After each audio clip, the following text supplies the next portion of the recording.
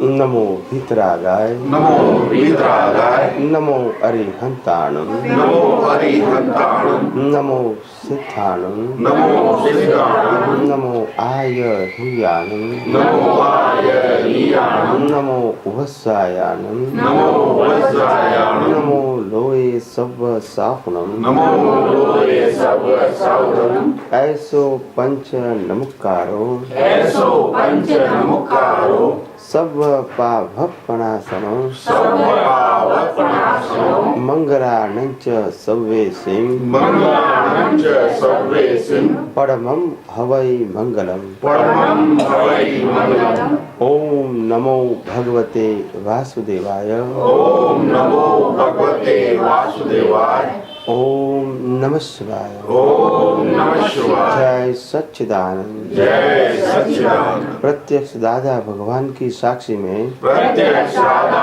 भगवान की साक्षी में वर्तमाने महाविदय क्षेत्र में विद्यमान वर्तमाने महाविदेश क्षेत्र में विद्यमान तीर्थंकर परमात्मा श्री सिमंदर स्वामी को तीर्थंकर परमात्मा श्री सिमंदर स्वामी को अत्यंत भक्ति पूर्वक नमस्कार करता हूँ। अत्यंत भक्ति पूर्वक नमस्कार करता हूँ। वात्सल्य मूर्ति श्री दादा भगवान को वात्सल्य मूर्ति श्री राधा भगवान को अत्यंत भक्ति पूर्वक नमस्कार करता हूँ। अत्यंत भक्ति पूर्वक नमस्कार करता हूँ। वर्तमान ज्ञानी पुरुष श्री कनु दादाजी को वर्तमान ज्ञानी पुरुष श्री राधा जी को अत्यंत भक्ति पूर्वक नमस्कार करता हूँ। अत्यंत भक्ति पूर्वक नमस्कार करता हूँ। 33 कोटि देवी देवताओं को 33 कोटि देवी देवताओं को अत्यंत भक्ति पूर्वक नमस्कार करता हूँ। अत्यंत भक्ति पूर्वक नमस्कार करता हूँ।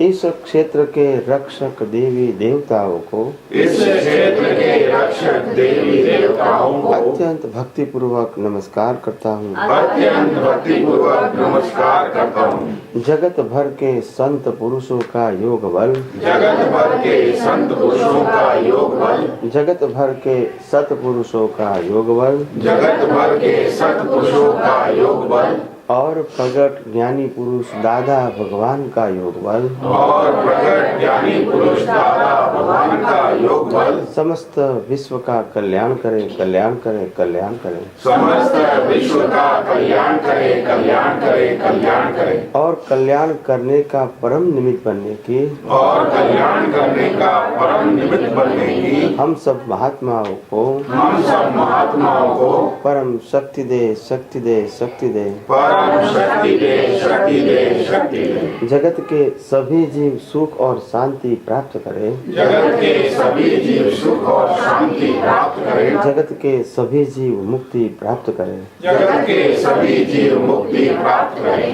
जगत कल्याण हो जगत कल्याण हो। जगत कल्याण हो जगत कल्याण हो। जगत कल्याण हो जगत कल्याण हो। जय सच्चिदानंद। जय सच्चिदानंद। दर्शनों की इच्छा थी, दर्शन हो गए। रावण मुझसे पूछते मैं तो कुछ बता नहीं सकती फिर। हाँ वकील साहब यहाँ पे सही पूछो ना। सर अज्ञानी आदमी ज्ञानी में फंस के वकील साहब है ना, इनको ऐसे सवाल फिर है ना बाधा सर अज्ञानियों का। जो वकीलात पैसे कमाने के लिए होती है जी अभी वही वकीलात आत्मा के लिए करो। पैरेलल क्या बताया जी सुनिए, इसको छोड़ के नहीं। हाँ नहीं जब बिजनेस करके काम होता प्रोफेशन होता है तो वही वकीलात करो है। अपने पैसे की, और जब प्रोफेशन नहीं होता है आप सुनिए तो आत्मा की वकालत करो। आत्मा की मतलब आत्मा के पक्ष में कैसे जीना है, कैसे समझना है, कैसे अनुभव करना है, हम कैसे शरीर होते हुए भी प्रकृति से मुक्त हो सकते हैं, उसकी वकालत करो।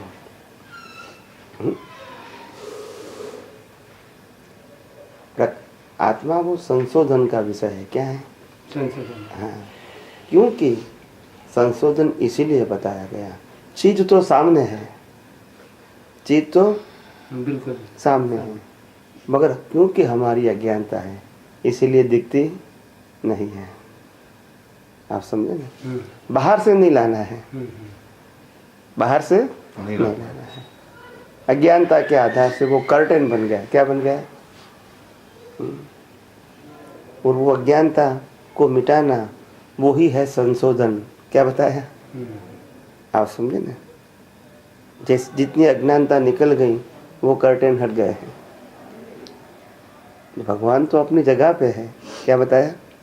शुद्ध आत्मा अपनी जगह पे है, इनको लाना नहीं है और ना ही इसको बनाना है। क्या बताया?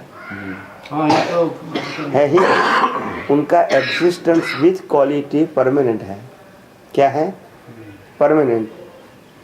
हमको अनुभव में नहीं आता है, वो हमारी दृष्टि की कमी है, हमारी दृष्टि। आप समझे? ये इसका मतलब आत्मा का ज्ञान केवल इस मानव जाति को ही हो सकता है, बहरहाल और एनिमल से इनको तो कोई No, मतलब ही नहीं है। नहीं होता है। हाँ। हो भी नहीं सकता है। हाँ, इनको हो भी नहीं सकता। उन मनुष्य के अलावा कोई भी फॉर्म के अंदर, यानी बॉडी के फॉर्म की बात करें, कोई भी फॉर्म के अंदर पुरुषार्थ की क्वालिटी ही नहीं है। न केवल एनिमल की बात करूं, देवलोक में भी नहीं है। अच्छा अच्छा। क्या बताया? देवलोक में, नरकलोक में भी नहीं है, देवलोक में भी नहीं है, यानी देवी देवताओं के पास भी नहीं है और एनिमल के पास भी नहीं है। पुरुषार्थ करने का पावर नहीं है, सिर्फ परिणाम की भुगतान करने का power. They suffering is previous birth cause, that's it. Only they have a power, but they not create the new cause for the next birth. They never create, only one way suffering, no पुरुषार्थ at all. वो पुरुषार्थ नहीं कर सकते हैं। क्या नहीं कर सकते हैं? अगर मैं आपको उदाहरण दूं, जैसे आपने सिमंदर स्वामी का नाम सुना है, तो सिमंदर स्वामी महाविद्य क्षेत्र में विद्यमान है अभी फिजिकल फॉर्म में, पूर्ण भगवान के रूप में। अगर सिमंदर स्वामी भगवान की आरती अगर इंद्र महाराजा अपने परिवार के साथ जाके और सभी प्रकार के आभूषण और साधन सामग्री के साथ जाएंगे और परिवार के साथ उनकी आरती करेंगे, तो अभी 1% पुण्य चार्ज नहीं होगा, 1% भी नहीं होगा। अच्छा। और हमारे हिंदुस्तान के नागरिक सोच समझ के इनकी छवि की भी भाव से पूजा करेंगे तो पुण्यानुबंधी पुण्य होगा, क्योंकि उनके पास चार्ज करने का पावर नहीं है। क्या नहीं है? एक बात जानना चाहता था। Please please. मान लो जैसे कि वो ये पानी ज्ञान की बात है, ऐसा करना, थोड़ा वार्म करके लाना। हाँ प्लीज। तो इस ज्ञान से मतलब मोक्ष प्राप्ति का है या जन्म मरण के चक्कर से छुटकारा पाने का है? दोनों एक ही बात है। एक ही बात है। हाँ, मतलब ये जन्म मरण बंद हो गया मतलब मुक्ति। तो सही। यहाँ संसार में ऐसा कोई व्यक्ति हो सकता हाँ, है जिसका जन्म मरण बंद हो गया फिर भी है? हो ही नहीं सकता है। हाँ, बिल्कुल। अरे भाई आप समझे ना? कोई ये भी- दोनों एक ही बात है। एक ही बात है। संसार से मुक्ति पाना, मोक्ष पाना या जन्म मरण छुटकारा पाना, वो एक ही बात है। अच्छा, एक बात और मान लो जैसे कि भाई संत हैं, आप हैं, वो जी। सभी मान लो इस तरह से जी। है और मानव जाति के कल्याण के लिए हैं संत। तो ये तो मानते हो ना, किसी एक को नहीं, उसमें कोई वो नहीं रखते भेदभाव। सभी को। अब ये अलग है, ये हिंदू मुस्लिम सारे ही मान लो है। जी, जी, जी। एक बार को सारे ही संत इस मानव जाति के संसार का जी। इसी तरह से ज्ञान दे करके उनका कल्याण कर दें। क्या प्रयास करते हैं? हाँ, प्रयास करें, हो भी जाता है बच्चों को, मान लो होने लगे सारा भाई पॉइंट टू पॉइंट उसी तरह से करने लगे हैं जी। तो एक बार सारे मोक्ष होंगे, फिर तो सृष्टि नहीं होने क्या क्या भाई? यदि होगी तो एनिमल्स होंगे सभी जगह, मान लो आप। जी। अभी प्रश्न खत्म हो गया? हाँ, मेरा तो इतना ही हो गया। जिज्ञासा थी पर्सन की, तो देखो, पर्सन में से पर्सन ही आते हैं सर। सबके लिए मुक्ति का मार्ग नहीं है। क्या बताया? सबको मुक्ति चाहिए भी नहीं। मुक्ति की बात वो तो करते एक हैं। अज्ञानता के वसी तो हो गया ना जी, जैसे कि हमें नहीं पता था आज आप तक भाई आत्मा का परमात्मा का, वही तो मैंने हमको बताया। मतलब ही नहीं था। मैं ये कह रहा हूँ कि इसी क्लास है, इसी तरह से जैसे कि मैडम बैठी है, मैं धर्मपत्नी, वास्तव में विज्ञान का पूरा हो गया। इससे पहले मतलब जब तक आपके संपर्क में नहीं थे तो कुछ भी नहीं करना था। इसी तरह से सीढ़ी दर सीढ़ी सारे ही कई बात, तो मानव की बात कर रहा हूँ, इसी तरह सारे क्लास हो। मैं तो ये चाहता हूँ भाई हर कोई ये चाहेगा जैसे कि आपका है समझी क्या? दादा भगवान वाले इसके हिसाब से और कहीं है, पर जी, मैं तो जी। दादा भगवान को लेता हूँ। मैं तो ये चाहता हूँ यदि मैं आपके इसमें भाई हमारी तरह के सारे हो दुनिया में, जी, जी, ये तो जी। मानते हैं ना। या। तो इसी तरह के यदि सारे ही हो गए और सबके हम इस तरह करने लगे तो कोई सा एक तो अच्छा लगेगा कि भाई फिर सृष्टि नहीं होने के मतलब मानव पैदा होने बंद हो जाएंगे। जी, ये आपका प्रश्न सही है। तो सबसे पहले शॉर्ट में उत्तर देता हूँ हाँ, कि ऐसा कभी नहीं होगा। तो मतलब ये है कि उस ज्ञान की सीढ़ी पर रहने के लिए। मेरी बात सुनो, तो ये जो सृष्टि को आगे रचेंगे, हम जैसे मूर्ख की तो रचेंगे। बताओ मैं मैं यही तो कह रहा हूँ ना, मतलब भाई फिर यदि जिन्हें ज्ञान नहीं होगा, जो मोक्ष के उसमें नहीं, तो हम ही जैसे हिसाब में होंगे। हाँ, तो रखो, कोई बात नहीं। तो सबसे पहली बात यह है कि चाहे राम आके चले गए, महावीर आके चले गए, कृष्ण आके चले गए, ऐसे बहुत महान नामी अनामी बहुत लोग आके चले गए, ज्ञान प्राप्त किया, और कई लोगों को उन्होंने ज्ञान बांटा भी सही, और वो मुक्ति में चले गए। मगर ये दुनिया की समाप्ति नहीं होगी कभी। दुनिया मतलब इंसानों की, जीवों की समाप्ति कभी नहीं होगी। देखो, जीव में मैं एक सब पहले मानव ही बोला ना साहब, जीव तो एनिमल्स में भाई, तो फिर लोग मतलब मानव की भी समाप्ति नहीं होगी। ये दुनिया में अगर मानव नहीं है, हाँ, तो सृष्टि ही नहीं है। बात तो वही है ना। तो अगर मानव उसमें से निकाल दिए तो सृष्टि नहीं है। बिल्कुल सही। ये मानव ही ऐसा चीज है, एटला ऐसा जीव है कि जो जीव के अंदर बुद्धि दिया है।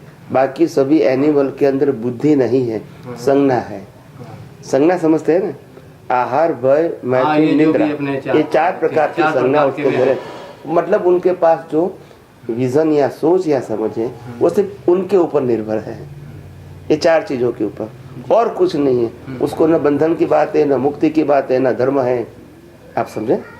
तो उनके लिए तो बात ही अलग है। मगर मनुष्य ऐसा है जो सोच सकता है, समझ सकता है, आप समझे ना, और अपनी बुद्धि का, अपनी सोच का या समझ का डेवलप भी कर सकता है। वो नहीं कर सकते, करना चाहे तो भी। आप समझे ना, उनका फॉर्म इसीलिए बनाया गया, ओनली फॉर सफरिंग। मैंने पहले मैं कहा, उनकी बात नहीं करी, मैं केवल मानव की कह रहा हूँ, मनुष्य जिसके हाँ, है। अब मैं ये भी पहले कहा कि मान लो ऐसा जैसा हम बैठे हैं 8-10 जगह, इसी तरह से पूरी दुनिया में भाई असंभव तो ऐसा कुछ भी नहीं, क्योंकि एक धर्म की बात कर रहे हैं, ज्ञान की बात कर रहे हैं, जी जी जी, सब इसी तरह का बैठ जाए पूरी दुनिया में मानव, तो फिर एक अगली वो क्या होगी फिर? तो ये जो संसार जो है, वो संसार के अंदर 3 पार्ट है, 3 पार्ट्स।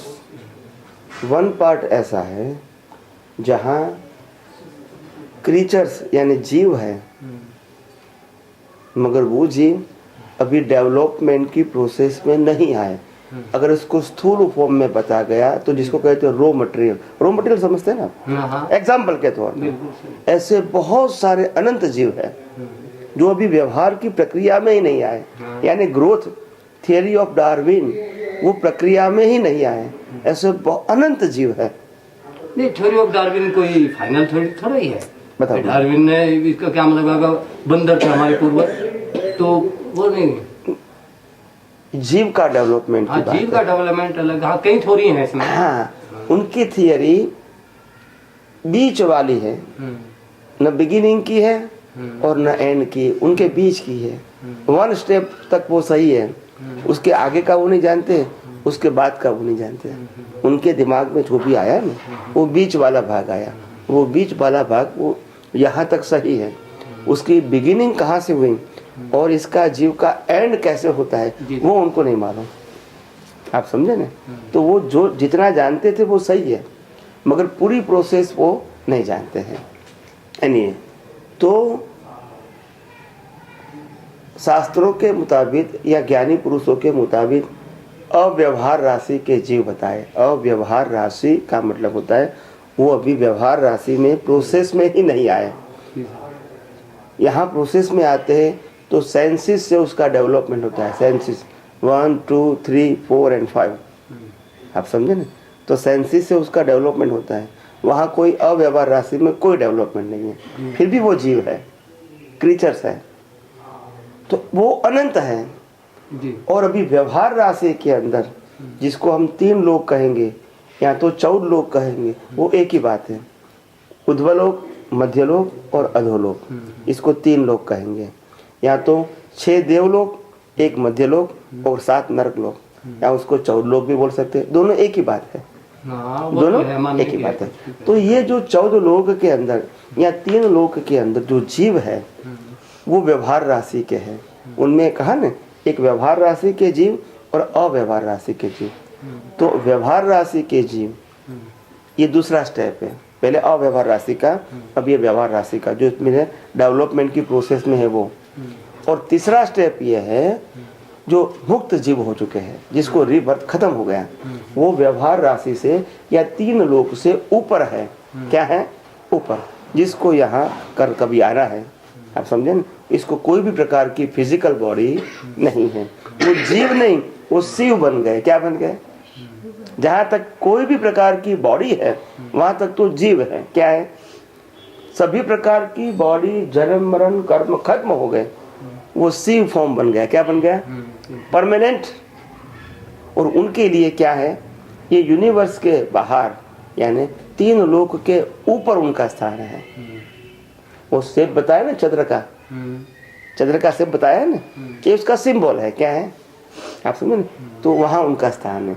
वो भी ये संसार में नहीं है, 3 लोक में से कहीं भी में तो कहीं ही नहीं है। तो ये 3 स्टेप बताया मैंने। आप समझे ना? एक व्यवहार राशि का जीव, एक मुक्त जीव और एक अव्यवहार राशि का जीव। तो ये व्यवहार राशि है, उनमें कभी क्रीचर्स या तो सोल न कभी कम होते हैं न कभी ज़्यादा होते हैं। इसीलिए रेगुलेटर ऑफ द वर्ल्ड काम करती है, नहीं तो नहीं कर सकती। रेगुलेटर ऑफ द वर्ल्ड क्यों काम करती है? क्योंकि क्रीचर का फॉर्म स्टैंडर्ड है। भले ही कभी मनुष्य ज़्यादा होवे, एनिमल कम होवे, कभी एनिमल ज़्यादा होवे, मनुष्य कम होवे, मगर टोटल क्रीचर्स इक्वल होता है, न कम होता है न ज़्यादा होता है। इसीलिए रेगुलेटर ऑफ द वर्ल्ड काम करता है, ये नेचुरल लॉ काम करता है। तो जितने भी जीव इस संसार के अंदर से या 3 लोक से जो लोग मुक्ति पाते हैं, इतने ही जीव अव्यवहार राशि में से व्यवहार राशि में आते हैं। तो यहाँ बैलेंस हर समय इक्वल होता है। क्या होता है? या न कम होता है न ज्यादा होता है, हर समय इक्वल। क्या बताया? आप समझे ना? तो यहाँ ऐसा कभी नहीं होगा कि कभी जीव बढ़ जाएंगे या कम हो जाएंगे। हो सकता है कभी एनिमल बढ़ जाए, कभी नरक में बढ़ जाए, कभी देवलोक में बढ़ जाए, कभी इंसान बढ़ जाए, वो ट्रांसफर हो सकता है। ये चारों गति में से कोई जगह प्लस माइनस होगा, मगर टोटल एक ही होगा each and every time in this universe. उसमें कभी प्लस माइनस नहीं होगा। आप समझे ना? तो ये यहाँ से जितने लोग मोक्ष में यानी मुक्ति में चले जाएंगे, सिद्ध क्षेत्र में, टॉप ऑफ द यूनिवर्स, इतने ही अव्यवहार राशि में व्यवहार राशि में आएंगे। आप समझे? तो यहाँ कम ज्यादा का सवाल नहीं है, ये बहुत बड़ा साइंस है। तो इसीलिए यहाँ दुनिया में कम ज्यादा नहीं होंगे। आप समझे ना? तो इसी प्रकार से ये दुनिया regulatory of the world and law के हिसाब से चलती है। नहीं तो अपना कुदरती कानून काम ही नहीं कर सकता है अगर क्रीचर्स ज्यादा कम हो गए तो। आप समझे ना? इसीलिए हर ऐसे बड़े इंसान आते हैं, बड़े का मतलब ज्ञान की बात करता हूँ, और हर इंसान को वो ज्ञान बांटने का प्रयास जरूर करेंगे, मगर जिसका जिसका तकदीर होंगे उसको मिलेगा। इनमें से कितने लोगों को समझ में आएगा और इनमें से कितने लोगों को अनुभव में आएगा और इनमें से कितने लोगों को अंतिम सत्य तक पहुंच पाएंगे। उनका क्या होता है?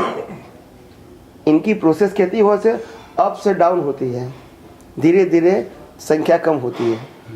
पहले मिलना, उसके बाद समझना, उसके बाद अनुभव करना और उसके बाद अंतिम सत्य को प्राप्त करना। तो ऐसा है, क्या है? कम होता है। क्या होता है? बाकी सब यहाँ घूमते रहते हैं, फिर पक्के होंगे, फिर आगे जाएंगे। आप समझे ना? ये प्रोसेस ऐसी है। इसीलिए राम के समय भी हम थे, कृष्ण के समय भी हम थे और महावीर के समय भी हम थे, और हमने भी उस समय ज्ञान पाया था, मगर क्योंकि हम वो ज्ञान प्राप्त करके अंतिम लक्ष्य तक नहीं पहुंच पाए, इसीलिए घूम रहे हैं।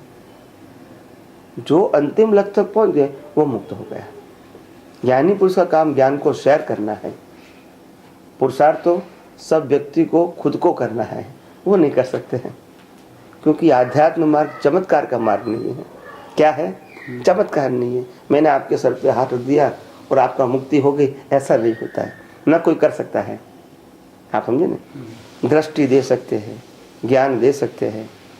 आप समझे ना? पुरुषार्थ हर व्यक्ति को खुद को ही करना पड़ता है। अगर वो अंतिम सत्य तक पहुंच गए तो उनकी मुक्ति, अगर बीच में अटक गए तो जो लेवल का ज्ञान है वो तो रहेगा। आप समझे ना? मगर अभी संसार में घूमना पड़ेगा अंतिम सत्य तक। आप समझे? तो सबको अंतिम सत्य चाहे बिना कुछ करे मिल भी जाएगा या वैसे ही घूमते ही रहेंगे? वो तो वही डेवलपमेंट है ना। अच्छा, एक दूसरी बात, ये वो आत्मा- व्यक्ति का डेवलप, इनर डेवलप, आउटर की बात नहीं करता हूँ मैं, भौतिक डेवलपमेंट की बात नहीं करता हूँ। अच्छा, अंदर का वो तो डेवलपमेंट तो है नहीं। ये तो पाप पुण्य का फल है, ये नहीं है। अंदर का डेवलपमेंट है, इसमें आपका जितना लेवल बढ़ेगा वो लेवल आपका क्लियर होगा। वो लेवल बाद में दूसरी बार आपको समझने की जरूरत नहीं है। मगर कर्म के मुताबिक जन्म मरण तो मिलेंगे, मगर आपका लेवल नीचे नहीं आएगा। अगर आप मनुष्य में आ गए और आपके पास मानो कि मुक्ति के मार्ग का 50% का ज्ञान आपके पास अभी है, अनुभव के साथ, और कर्म के बस आप नर्क गति में चले गए, एग्जाम्पल देता हूँ, तो भी वही लेवल आपका रहेगा, कम नहीं होगा। मानव ही रहेंगे। नहीं, डेवलपमेंट का लेवल वही रहेगा। वहां जाने का कर्म की भुगतान करो, फिर वापिस आओगे और वही लेवल से आप आगे जाओगे, नॉट स्टार्ट फ्रॉम वन।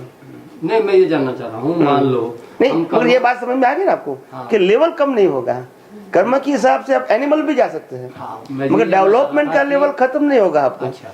और माइनस भी नहीं होगा। तो मान लो कर्म के साथ अगर एनिमल्स बन गए तो वो एनिमल्स तो फिर कभी मानव बन ही नहीं सकते। किसने कहा? जब भाई उन्हें ना तो उसमें ज्ञान मिलेगा, ना ही वो ज्ञान की क्लास लेंगे। देखो बताऊं मैं आपको सिद्धांत की बात बताऊं कि मनुष्य के अलावा जितनी भी गति है, चाहे उसको देवलोक कहो, कुछ ही कहो, चाहे उसको एनिमल की योनि कहो, चाहे नरकलोक कहो, और चौथा मनुष्य लोक है, मनुष्य योनि है। तो मनुष्य में से जीव कोई भी जगह जा सकता है बिकॉज ऑफ इस कर्म, नॉट बिकॉज ऑफ इस डेवलपमेंट। कर्म को हिसाब से वहां जाते हैं और वहां इसको कर्म की भुगतान के लिए जाना है, ज्ञान कम ज्यादा करने के लिए नहीं जाना है। अच्छा, वो वहां ज्ञान कम ज्यादा की प्रक्रिया ही नहीं है, न देवलोक में है, न प्राणी में है, न नरक लोक। वहां ओनली सफरिंग है। क्या बताया? No growth at all. वो तो जेल सी होगी उनकी, जेल कर दी गई। इसीलिए वहां से मुक्ति भी नहीं है। मैं यही तो पूछना चाह रहा था ना, वहां से क्या नहीं है? मुक्ति भी नहीं है, क्योंकि डेवलपमेंट ही नहीं है, प्रोसेस ही नहीं है। तो मैं यही तो जानना चाह रहा हूँ कि मान लो कोई किसी अपने कर्मों से एनिमल बन गया जी, कि आज भी डेट में एनिमल है, कोई गधा जानवर कुछ भी है, तो इनकी भी आयु तो फिक्स है। उसके बाद का इनका क्या होगा? तो मैं तो बेचारे एनिमल ही रहेंगे या कुछ? हाँ बताओ, जितने प्रश्न करूंगा सभी का उत्तर दूंगा मैं। तो ये है ना, चलो उत्तर तो जैसे मिल रहा है वो हिसाब से है ही। तो लेकिन मैं ये जानना चाह रहा हूँ कि जैसा कि अपने कर्म के हिसाब से वो एनिमल आ गए, जो एनिमल्स हैं किसी न किसी बेचारे पुराने कर्म रहे होंगे, किसी मानव के भी इस तरह से हो गया है। तो इसके बाद ये यहाँ की आयु पूरी करके अपनी योनि की पूरी करके उसके बाद का क्या हिसाब है? राइट। तो कुदरती कानून ऐसा है कि एक बार ग्रोथ के हिसाब से 1 2 3 4 5 सेंसेस को क्रॉस करके एक बार इंसान की योनि प्राप्त करता है। अच्छा, एक बार one time in his life of growth. बिल्कुल।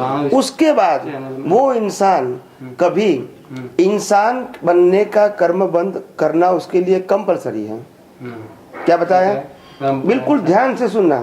इंसान बनने के बाद इंसान बनने का रीबर्थ में इंसान बनने का बर्थ लेना वो उनके लिए कंपलसरी है, ऑप्शन नहीं है। क्या बताया? कंपलसरी हो गया। वो मतलब मिनिमम हो गया। मगर इनके साथ पैरेलल इंसान के अलावा जो कर्म किए हैं एट दैट टाइम, बाद में आपको बताता हूं मैं। जैसे मैंने अभी इंसान बनने के कर्म के साथ देवलोक का भी कर्म किया है, या तो पशु योनि के भी कर्म किए, या तो नरगति के भी कर्म किए हैं। तो पहले इंसान के अलावा जो कर्म है वो पहले फिनिश करना पड़ेगा। अच्छा। और बाद में, क्योंकि मनुष्य का कर्म तो है ही, वो मतलब लास्ट में मनुष्य आ जाएगा। हाँ, तो कोई भी इंसान मैक्सिमम 8 बर्थ के कर्म चाद कर सकते इन 1 birth, maximum. It is a matter of capacity of the human. सब करते ऐसा नहीं कहता हूं मैं, इट्स अ मैक्सिमम कैपेसिटी और मिनिमम 1 बर्थ। अभी ये इंसान है तो बाद में इंसान भी बनता है, वो 1 बर्थ की बात हुई। तो मिनिमम 1 बर्थ के कर्म चार्ज करते हैं और मैक्सिमम 8 बर्थ के at a time in 1 birth. तो 8वां बर्थ तो उसका इंसान का होता ही है। मगर उसके अलावा जो कुछ कर्म है उसके, देवलोक में जाना, पशु योनि में जाना, नरगति में जाना, वो सब पहले खत्म कर लेते हैं, क्योंकि वहां तो रिजल्ट है, वहां कोई प्रोसेस नहीं है, पुरुषार्थ नहीं है, कोई ग्रोथ नहीं है, कोई अप्स एंड डाउन्स नहीं है, ओनली सफरिंग है। क्या है? Only suffering. तो वो खत्म करके फिर बाद में यहाँ आएगा।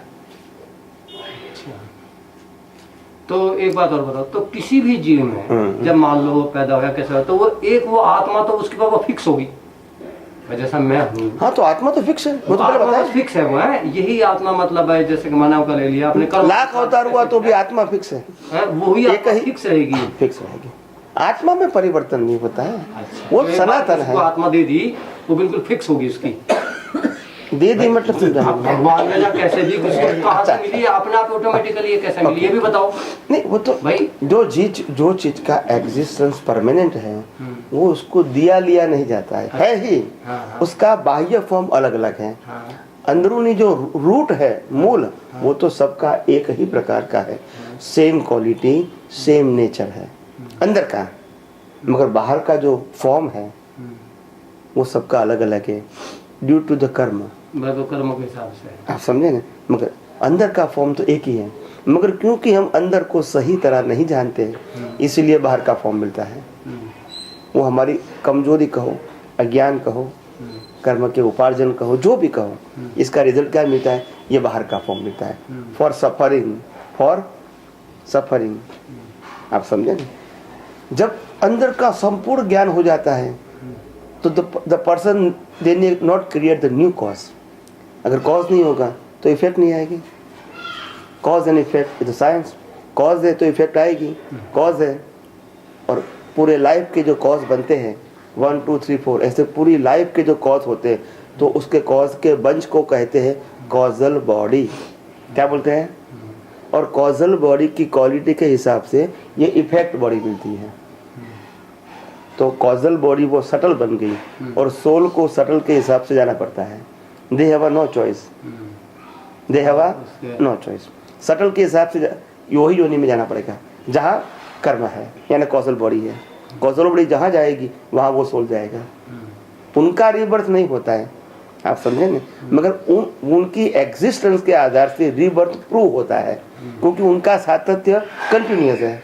अगर लाख अवतार भी हुए तो आत्मा वही, मगर बॉडी अलग अलग। इसीलिए आत्मा परमानेंट है, आप समझे ना। तो बॉडी फिर वह परमानेंट आत्मा जी, वह तो फिर एक जगह फिक्स हो जाती होगी, बस हाँ, कुछ लेना फिर नो रिवर्स। अगर कॉज बंद हो गए इफेक्ट तो कंपलसरी है, मगर कॉज बंद हो गए तो इफेक्ट नहीं आएगी। Now you have to go for the moksha, बस टॉप ऑफ द यूनिवर्स। वहाँ उन्हें फिर कोई मतलब नहीं, उनका real happiness they realise for permanent. तो जैसे कि महाराज श्री कृष्ण ने कहा है कि भाई मैं जब भी हूँगा बार बार जन्म ले लूंगा, जब भी कुछ ऐसा है धर्म की हानि है, जो भी कुछ जी है, जी जी जी, तो वो फिर अवतार धारण करूंगा। हाँ, तो इतने वो उसकी आत्मा जो श्री कृष्ण जी की थी, तो वो वहाँ बैठी रही थी या वो इतने कहीं और वैसे घूमती रही, स्थिर कोई किसी जगह होगी? जी जी, बताओ। देखो सिंपल बात है, कोई भी मुक्त पुरुष इस संसार में नहीं आते हैं, मगर क्योंकि ये ऋषि मुनियों की भूमि है, तो यहाँ हमारी क्वालिटी के ज्ञान की क्वालिटी, बॉडी की क्वालिटी नहीं, हमारे जैसे ही ज्ञानी पुरुष समय में पैदा होते हैं, वो अवतारी पुरुष वो नहीं आएंगे। हाँ, मतलब वो एक नहीं फिक्स जी को, अगर जो व्यक्ति, जो जीव, जो सोल मुक्त हो गया, वो कभी भी यहाँ नहीं आएंगे। उनकी इच्छा न इच्छा की बात ही नहीं है। क्या बताया? उनको जब बॉडी ही नहीं है, माइंड भी नहीं है, इच्छा कैसे करेंगे? हाँ, तो ये तो कैसे करेंगे? उनके पास ऐसी सेंसेस नहीं है, वो कैसे दुनिया को देखेंगे? देखने वाला ही नहीं है वहाँ तो प्रकाश ही प्रकाश है, मगर वो ज्ञान प्रकाश कैसा? ये शब्दों का प्रकाश नहीं है, एक्शन का लाइट नहीं है, ज्ञान प्रकाश, यानी वो प्रकाश से पूरा ब्रह्मांड अनकवर हो जाता है। क्या होता है? और वो अगर बॉडी के अंदर ये प्रकाश खुला हो गया तो बॉडी वो उस प्रकाश में पूरे ब्रह्मांड को देख सकती है। सोल को ब्रह्मांड को देखने की जरूरत नहीं है, मगर बॉडी है ना, क्योंकि ये बॉडी में सोल प्रकट हो गया तो पूरा ब्रह्मांड प्रकाशित हो गया, तो वो प्रकाश में ये बॉडी कुछ भी देख सकती है, क्योंकि ये इंस्ट्रूमेंट है। क्या है? ये इंस्ट्रूमेंट है। इसी को कहते हैं केवल ज्ञान।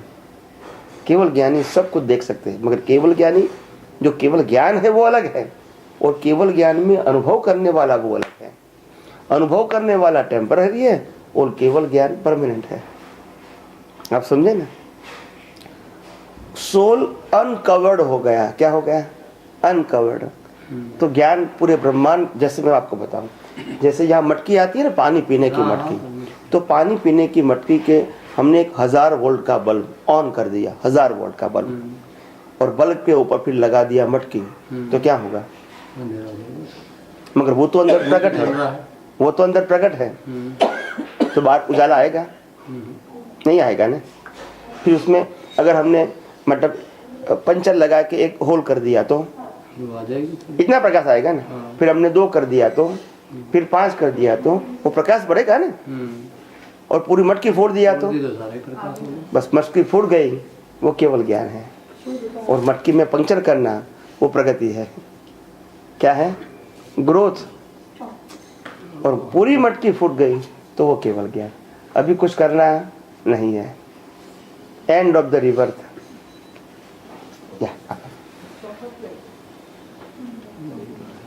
आ जाइए, आ जाइए, कोई बात है, जगह आइए।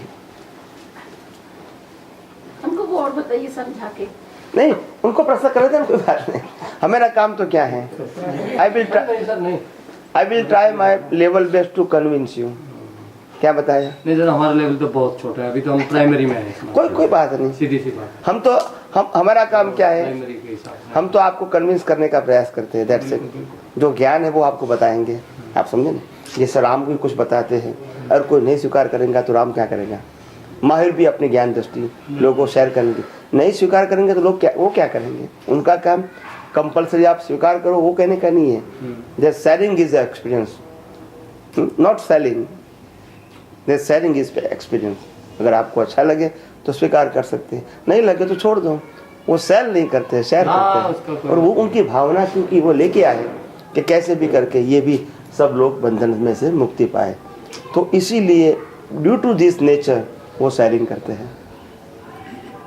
उनको कुछ नहीं चाहिए है, शेयरिंग करके कुछ प्राप्त नहीं करना है, बस। अभी तक तो समझ में आया ना?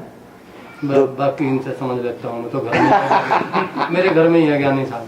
नहीं पता। अब घर में से ज्ञानी एक ही होना चाहिए। ज्ञानी सारे ज्ञानी हो जाएंगे तो बहुत दिक्कत हो जाएगी। कम से कम बाकी एक ज्ञानी बाकी मूर्खों पर राज कर सकता है।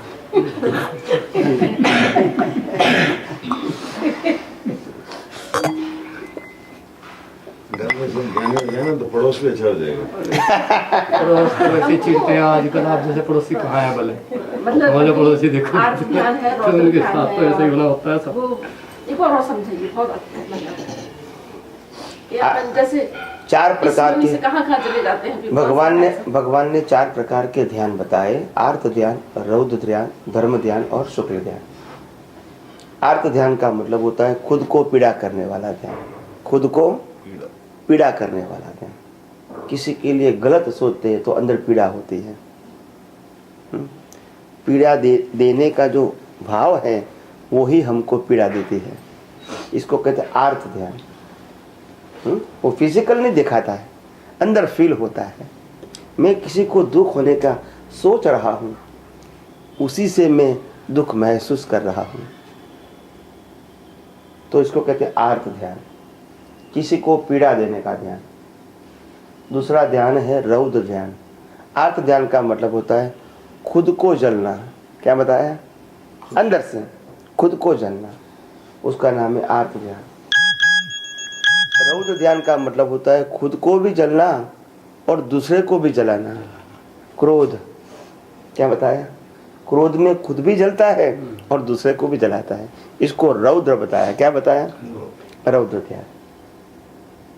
तीसरा है धर्म ध्यान। आर्त ध्यान और रौद्र ध्यान जो होते हैं, इसको मोड़ना। क्या करना? मोड़ना। समझ में आ गया?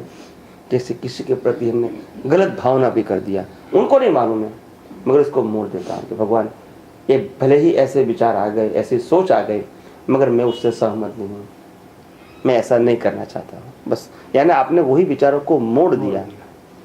और अगर क्रोध भी हो गया बाहर, अंदर और बाहर दोनों हो गए, फिर भी आपने कहते हैं भगवान को, भाई मैंने क्रोध तो कर दिया मगर मैं उनसे सहमत नहीं हूँ, ये जो भी हुआ वो ठीक नहीं हुआ। यानी इसको आप मोड़ना चाहते हो, साइन नहीं करते कि दिस इज करेक्ट, तो उसको कहते हैं धर्म ध्यान। अर्थ ध्यान और रौद्र ध्यान को मोड़ना, बदलना, उसी को स्वीकार नहीं करना, आप समझे ना, उसका कहते हैं नाम धर्म ध्यान। और शुक्ल ध्यान का मतलब होता है खुद का ही ध्यान करना, खुद का, आत्मस्वरूप का, उसमें बॉडी बीच में नहीं आती है। शुक्ल ध्यान यानी हर इंसान के अंदर भगवान को देखना, आत्मा को देखना, ये शुक्ल ध्यान है। यानी जीव के अंदर शिव को देखना, जीव के अंदर जीव को तो देखते ही है, वो चर्म चक्षु वाली बात है, मगर जीव में शिव देखना वो ज्ञान चक्षु है, वो ज्ञान चक्षु है। तो जीव में शिव देखना वो शुक्ल ध्यान है, क्योंकि कहीं अवतारों से हम भगवान और इंसान को अलग समझते थे, यानी भगवान का स्थान अलग है और इंसान का स्थान अलग है, ऐसा ही समझ के हम धर्म का पालन कर रहे थे कहीं अवतारों से। अभी मालूम हुआ कि जीव और शिव का अंतर नहीं है, जीव में ही शिव है। क्या बताया? शिव अलग जगह पे नहीं है, न मंदिर पे है, न पहाड़ पे है और न आकाश पे है, मगर जीव में शिव है। कहाँ है? तो इसीलिए जीव होते ही जीव को जीव के रूप में देखना वो चर्म चक्षु है या तो व्यवहार चक्षु है, और जीव में शिव देखना वो ज्ञान चक्षु है, वो ज्ञान चक्षु है, वही सुदर्शन है। क्या है? वही दिव्य चक्षु है। जैन परिभाषा में उसी को ही सम्यक दृष्टि कहते हैं। चाहे सम्यक दृष्टि कहो, वेदांत की परिभाषा में वेद दृष्टि कहो, गीता की परिभाषा में इसको क्या बताया, इसको दिव्य चक्षु कहो, ज्ञानी पुरुषों की भाषा में उसको ज्ञान चक्षु कहो, एक ही बात है, बात एक ही है, बात अलग अलग नहीं है। 4 प्रकार का ध्यान भगवान ने बताया, आर्त ध्यान, रौद्र ध्यान, धर्म ध्यान और शुक्ल ध्यान। ये 4 प्रकार के ध्यान होते हैं। तो जिसको मुक्ति पाना है, इनके लिए धर्म ध्यान और शुक्ल ध्यान 2 ध्यान दिए। धर्म ध्यान का मतलब होता है आर्त ध्यान, रौद्र ध्यान को मोड़ना, ये प्रकृति के साथ जुड़ा हुआ पुरुषार्थ है, और आत्मा में रहना वो मूल पुरुषार्थ है। मगर जहाँ तक प्रकृति निकलती है, अच्छी या बुरी, एबनॉर्मल, वहाँ तक ये धर्मदान का पुरुषार्थ जरूरी है। बाहर धर्म ध्यान और अंदर शुक्ल ध्यान, आप समझे ना? तो ज्ञानी पुरुष ने दिया हुआ ज्ञान ऐसा है, बाहर धर्म ध्यान और अंदर शुक्ल ध्यान। ये आज्ञा का पालन वो धर्म ध्यान है। क्या है? धर्म ध्यान। हाँ, मगर कौन सा धर्म ध्यान? शुक्ल ध्यान में नहीं आता वो ना, शुक्ल ध्यान। 5 आज्ञा का पुरुषार्थ वो धर्म ध्यान है। इसीलिए ज्ञानी पुरुष ने बताया ये 5 आज्ञा के पालन से पुण्यानुबंधी पुण्य होगा। शुक्ल ध्यान से तो मोक्ष है, आप समझे? क्योंकि हम प्रकृति ऐसी लेके आए, कलयुग में है, और हमारे विचार, हमारी भाषा, हमारी क्रियाएं, एक्शन, ये सब कलयुग के हिसाब से होती है। तो इसीलिए किसी को दुख होता है, कभी गलत सोच हो जाती है, कभी जबान भी ऐसी हो जाती है, कभी एक्शन भी वैसी हो जाती है, क्योंकि ऐसा लेके आए। मगर अभी इसमें साइन नहीं करना है, तो वो धर्म ध्यान हो गया। प्रकृति को मोड़ने की बात है, वो धर्म ध्यान है, और प्रकृति से मुक्त होने की बात है, वो शुक्ल ध्यान है।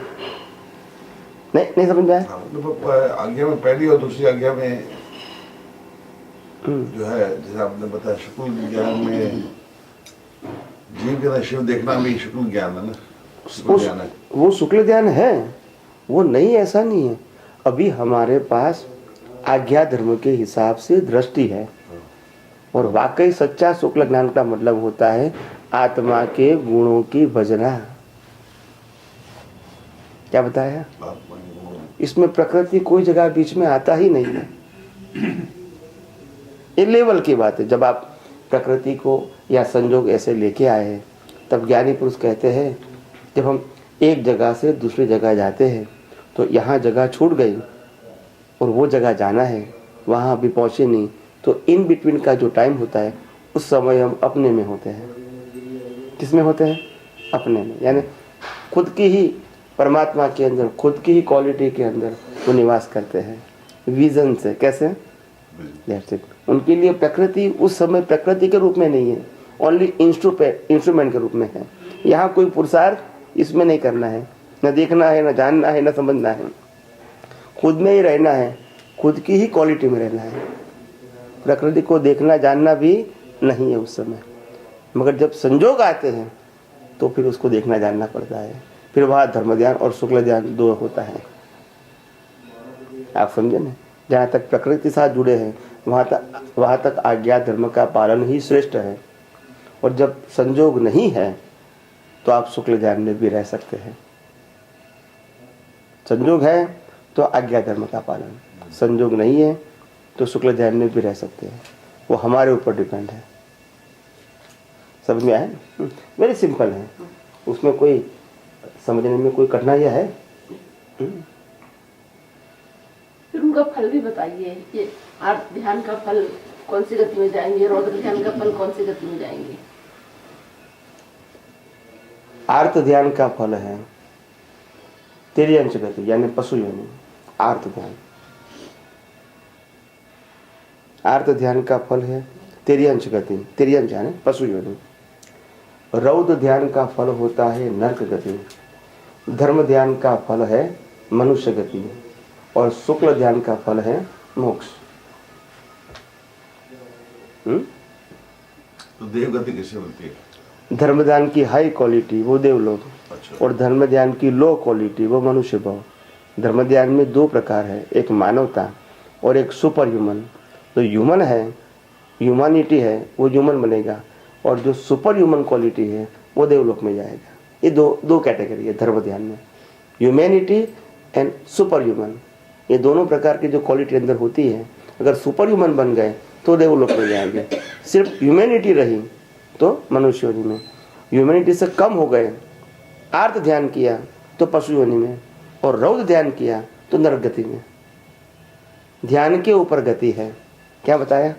क्रिया के ऊपर नहीं, क्रिया के ऊपर गति नहीं है। आप समझे? क्रिया तो इट सेल्फ रिजल्ट है, तो इससे रिजल्ट का रिजल्ट नहीं आता है, मगर ये ध्यान है वो कॉज है, और कॉज की इफेक्ट आती है। तो effect and cause, effect and cause.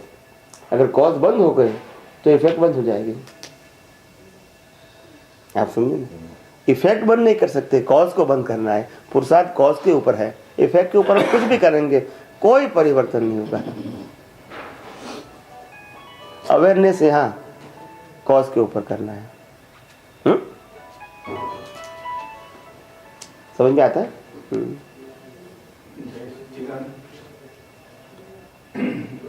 सब समझ में आता है? ओके। आपको समझ में आता है सब? ओके। ये बहुत बड़ी बात करता हूँ। अगर आप ये बात किताबों में से समझने जाओगे तो आपको 1000-2000 पन्ना पढ़ोगे तो भी बात समझ में नहीं आएगी, तो भी समझ में नहीं आएगी आपको।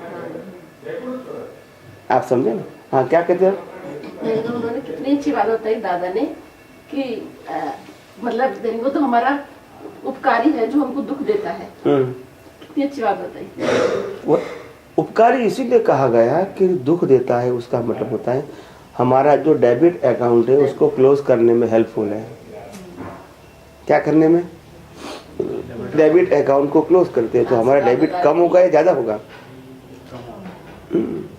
अगर किसी के पास से हमने 5000 रुपया लिया है, अभी 6 महीना हो गया, और मेरे पास कर्ज तो है सर पे, मगर इसको दे दिया तो हमके शांति होगी या अशांति होगी? बस। इससे कोई व्यक्ति अगर हमारे पास से कोई चीज़ ले जाता है और वापस नहीं देता है तो ये कर्जा पिछले अवतार का है, आज का नहीं। यानी हमारा कर्जा यहाँ खत्म होता है। क्या होता है? आप समझे ना? वो देते हैं तो अच्छी बात है, नहीं देते तो समझ लेना हमारा कर्जा वहाँ खत्म हो गया। कर्जा का मतलब ये नहीं है कि आपको प्रयास नहीं करना है। क्या नहीं करना है? प्रयास करना है। प्रयास करने के बाद अगर आपको नहीं प्राप्त हुआ, क्या बताया? प्रयास करने के बाद भी आपको अगर नहीं प्राप्त हुआ तो समझ लेना यही आपका रिजल्ट है। क्या बताया?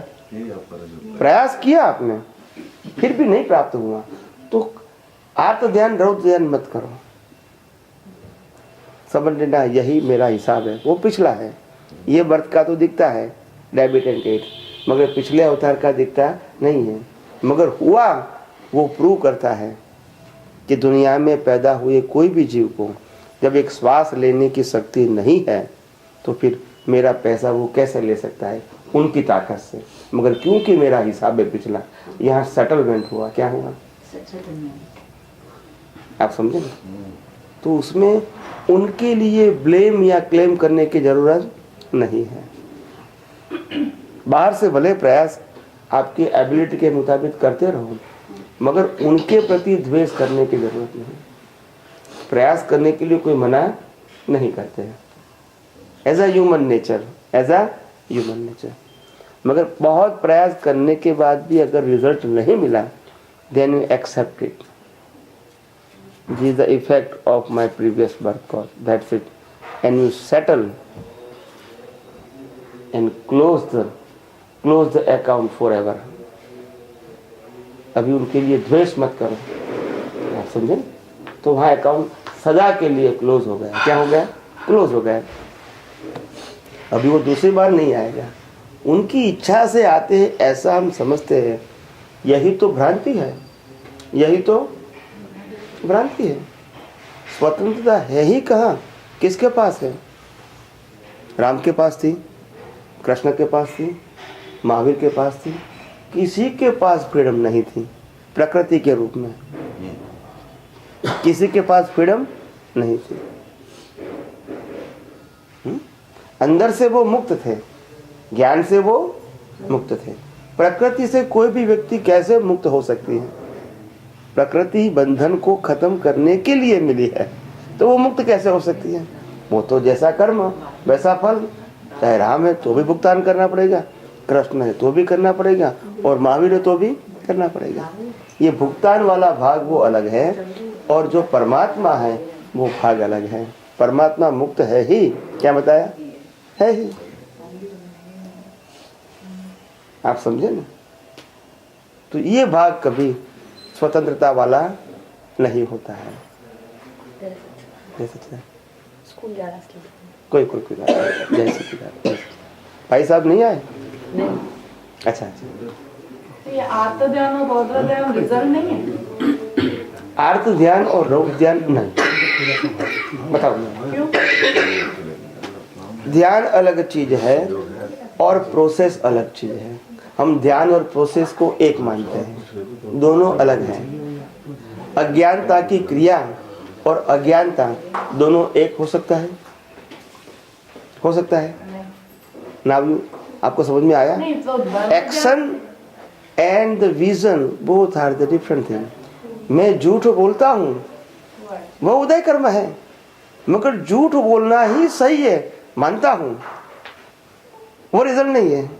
ये मेरा ध्यान है, इसको आर्त ध्यान बोलेंगे। क्या बोलेंगे? आप समझे ना? क्योंकि गलत बोला, जो बोला वो तो परिणाम है, मगर वो सही मानना वो परिणाम नहीं है। यानी दृष्टि अलग चीज है और एक्शन अलग चीज है। इसीलिए ध्यान ध्यान बोला, आर्त क्रिया नहीं बोला, रौद्र एक्शन नहीं बोला। आर्त ध्यान, रौद्र ध्यान, धर्म ध्यान और शुक्ल ध्यान बोला। ध्यान का मतलब होता है इनर अवेयरनेस। चाहे वो एक्शन के साथ हो भी सकती है और एक्शन से उल्टी भी हो सकती है। जैसे धर्म ध्यान तो पुरुषार्थ में आएगा, तो आर्त ध्यान और रौद्र ध्यान वो भी पुरुषार्थ में आएगा। वो अज्ञान पुरुषार्थ है, संसार बढ़ाने का पुरुषार्थ है, ये संसार समाप्त करने का पुरुषार्थ है। बोथ आर द पुरुषार्थ। दोनों क्यों आते हैं, आर्त ध्यान और रौद्र ध्यान? संसार बढ़ाने के लिए। जिसको संसार में घूमना है उनके लिए तो वही है। जिसको संसार में ही रहना है उनके लिए तीन ध्यान है, आर्त ध्यान, रौद्र ध्यान और धर्म ध्यान। जिनको मुक्ति पाना है उनके लिए धर्म ध्यान है। बाकी ये तीन चीज सबके लिए पास होती है, आर्त, रौद्र और धर्म ध्यान। तभी तो रीबर्थ होता है। ह्यूमन है तो धर्म ध्यान तो रहेगा, कम या ज्यादा, खत्म नहीं होगा। तभी तो उसका रीबर्थ मनुष्य में आता है। ह्यूमन तो रहेगी, मगर वो शुक्ल ध्यान में उस समय नहीं जाएगा, तो यहाँ ही घूमना है इसको, यानी खुद की पहचान। शुक्ल ध्यान का मतलब होता है खुद की पहचान। तो ये ध्यान की बात है, एक्शन की नहीं है, आप समझे। आर्त ध्यान, रौद्र ध्यान वो पुरुषार्थ है, और आर्त और रौद्र की एक्शन वो रिजल्ट है। ध्यान का मतलब होता है you are connected with this action, then you are responsible for that. जैसे मैंने ज्ञानी पुरुष क्या कहते हैं, चोरी किया वो तो परिणाम है, मगर चोरी की करने के साथ हम जुड़ गए। तो आर्त ध्यान और रौद्र ध्यान के साथ ना जुड़ेंगे, वही धर्म ध्यान। आर्त ध्यान और धर्म ध्यान की जो क्रिया हो रही है, एक्शन, उनको मोड़ दो, वही तो धर्म ध्यान है। उनके साथ नहीं रहने का मतलब मोड़ देने का। बाहर झूठ बोलते हैं, अंदर कहते हैं कि झूठ बोलना ठीक नहीं है, बस वो धर्म ध्यान हो गया। आर्त ध्यान, रौद्र ध्यान को फिजिकल फॉर्म में स्टॉप नहीं करना है, बट चेंज अवर विजन। यहाँ पूरा विज्ञान विजन चेंज करने का है, एक्शन के साथ जुड़ा हुआ नहीं है, आप समझे ना। इसीलिए मैं बार बार एक्शन विजन की बात करता हूँ, बार बार मैं विजन शब्द का प्रयोग करता हूँ। क्या बताया, इसीलिए बार बार मैं विजन शब्द का प्रयोग करता हूँ। यहाँ एक्शन में भले आए पर अंदर विजन चेंज है। जय सच्चिदानंद। हाँ बोलिए बोलिए। एक्शन में आए और विजन चेंज है। तो कोई बात नहीं, एक्शन तो क्यों कंपलसरी है ना, यहाँ चॉइस नहीं है। Action is result, result of your previous birth cause, previous birth. तो उसमें तो किसी की नहीं चलती है ना। जो समय फिजिकल फॉर्म में या स्पीच के फॉर्म में जो होने वाला है वो तो होके ही रहेगा, समझे सच्चिदानंद, आप समझे ना। तो उनमें तो कोई पुरुषार्थ है ही नहीं, जो रिजल्ट ही है, तो फिर उनमें पुरुषार्थ क्या है। अभी जो एक्शन हो रहा है या स्पीच निकल रही है, उनके पीछे आपका विजन क्या है, वो आपका पुरुषार्थ। इसको ध्यान बताया, इनको ध्यान नहीं बताया। ध्यान का मतलब होता है your inner awareness, where you are at that time from inside. अभी आप प्रकृति के साथ जुड़े हुए हैं या परमात्मा के साथ, वो ध्यान है। प्रकृति परमात्मा को बदलना नहीं है।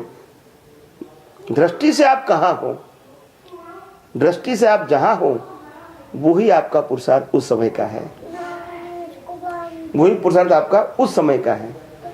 अगर आप आर्त ध्यान के साथ जुड़ गए आपकी दृष्टि से, तो आपका पुरुषार्थ आर्त ध्यान का हो गया। It's not difficult. Not- उस समय आर्त ध्यान हो रहा है और उस समय यू सेपरेट हो जाना या तो उसके साथ इसीलिए ना जुड़ना। आज्ञा धर्म किसके लिए बताया है? आज्ञा धर्म की प्रैक्टिस। सेपरेशन के ज्ञान किसका है? सेपरेशन। ये क्रिया का ज्ञान नहीं है। क्या नहीं है? एक्शन बदलने की बात नहीं है। Change your vision at that time, either at that time और after then, no problem, but try to change. अगर गलती हो गई, आधे घंटे के बाद मालूम हुआ कि ये सही नहीं है, you are right to change your vision, because still you are giving the exam of next birth, still you are live in this universe। जहाँ तक आप इस दुनिया में जिंदे हैं, वहाँ तक नेक्स्ट बर्थ की एग्जाम दे रहे हैं, तो कभी भी आप करेक्शन कर सकते हैं। अगर 5 साल की उम्र में गलती किया है और आपकी आज उम्र 50 साल हो गई और आपको मालूम होगा कि मैंने ऐसे मिस्टेक कर दिया है, तो you are right to erase this today, because you are in exam. कितना अच्छा सिद्धांत है। कभी भी परिवर्तन कर सकते हैं क्योंकि आप एग्जाम में, ये रिजल्ट में नहीं कर सकते, एग्जाम में करेक्शन कर सकते हैं। इसलिए सिद्धांत बिल्कुल साफ है। कैसे है? गोल गोल नहीं है धर्म की तरह गोल गोल नहीं है, बिल्कुल स्टैंडर्ड फॉर्म में है। क्या है? स्टैंडर्ड फॉर्म में। वहां कोई जगह कॉन्ट्राडिक्ट या कंफ्यूजन नहीं है कोई जगह? कोई जगह नहीं है। No confusion and no contradict. तभी तो इसको सिद्धांत बोलते सनातन। अगर कंफ्यूजन होता या कॉन्ट्राडिक्ट होता तो उसको सिद्धांत कहेंगे ही नहीं। फिर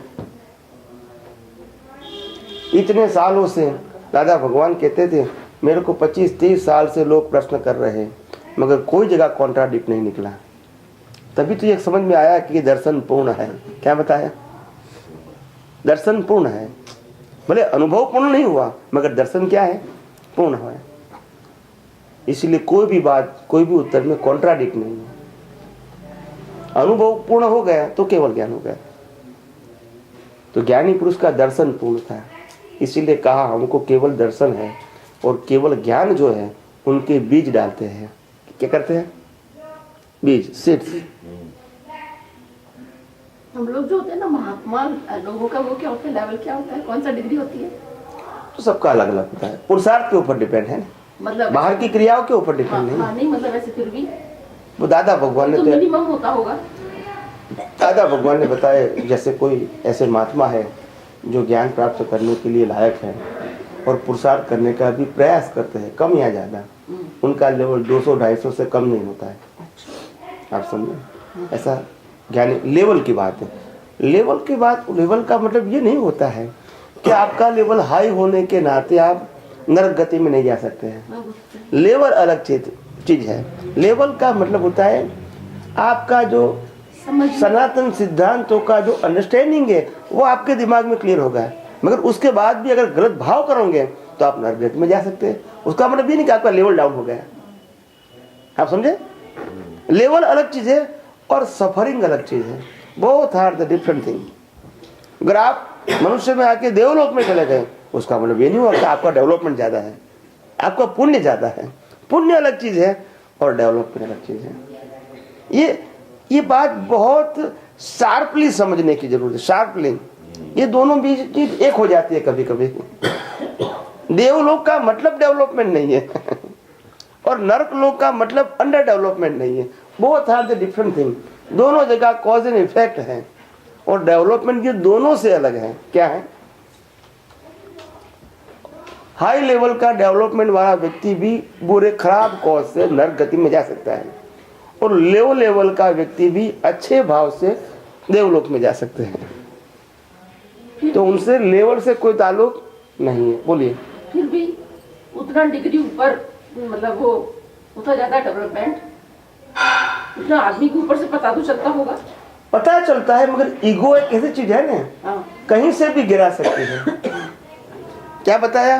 कहीं से भी, कितना भी हाई लेवल क्यों ना है, जहां तक पूर्ण नहीं हुए वहां तक वो गिरा सकती है हमको। अच्छा, कहीं से भी। क्या बताया? From any high level. Ravan कितना विद्वान था, तो इसमें किसी की नहीं चलती है, वो अलग चीज है। ईगो आ गया, खत्म हो गई बात। अब जीरो हो गए। क्या हो गए? हीरो में से जीरो हो गए। मैं सत्संग में बार बार एक एग्जाम्पल देता हूँ समझने के लिए। जैसे क्या बोलते हैं इसको, मेनका का नृत्य, और कौन थे उसके सामने?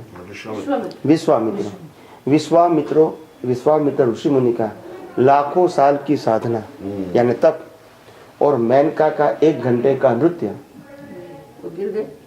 तो वो गिर गए। तो दोनों में से पावरफुल कौन? एग्जाम्पल की बात करूं तो अहंकार कभी भी गिरा सकता है। ऐसा मत समझने का हाई लेवल आ गए मतलब गिरने का चांसेस नहीं है। आप समझे? बिल्कुल गौर से ये बात समझना। लेवल हाई का मतलब गिरना का चांस बंद हो गया, वो नहीं समझने का। हाई लेवल का मतलब होता है now your understanding and vision is clear. Still अहंकार की वजह से आप कहीं भी जा सकते हैं। स्टिल मैं नेक्स्ट बर्थ में अगर मोक्ष में जाने वाला हूं तो मेरा लास्ट बर्थ नरक गति में भी हो सकता है। क्या बताया? नेक्स्ट बर्थ में मैं ह्यूमन में आऊंगा और मोक्ष में जाऊंगा, क्योंकि ये कर्म फल है, उसमें डेवलपमेंट कम नहीं होता है। डेवलपमेंट के साथ ये कर्म फल का कोई लेन देन नहीं है। डेवलपमेंट वो लेवल ऑफ अंडरस्टैंडिंग के साथ जुड़ा है और ये कर्म फल वो लेवल ऑफ सफरिंग के साथ जुड़ा है। दोनों क्या है? अलग है। नहीं समझ में आया? हाँ। तो दोनों, ये बात इतनी शार्प है, क्या है, लोगों को आसानी से समझ में नहीं आती है। शार्प समझते हैं ना, इतना शार्प बात है कि लोगों को समझ में आता है कि ऐसा भी होता है, ऐसा भी होता है। क्लैरिटी वहां नहीं है। क्या नहीं है? मगर दोनों अपनी जगह पे सही है और क्लियर कट है। क्या है?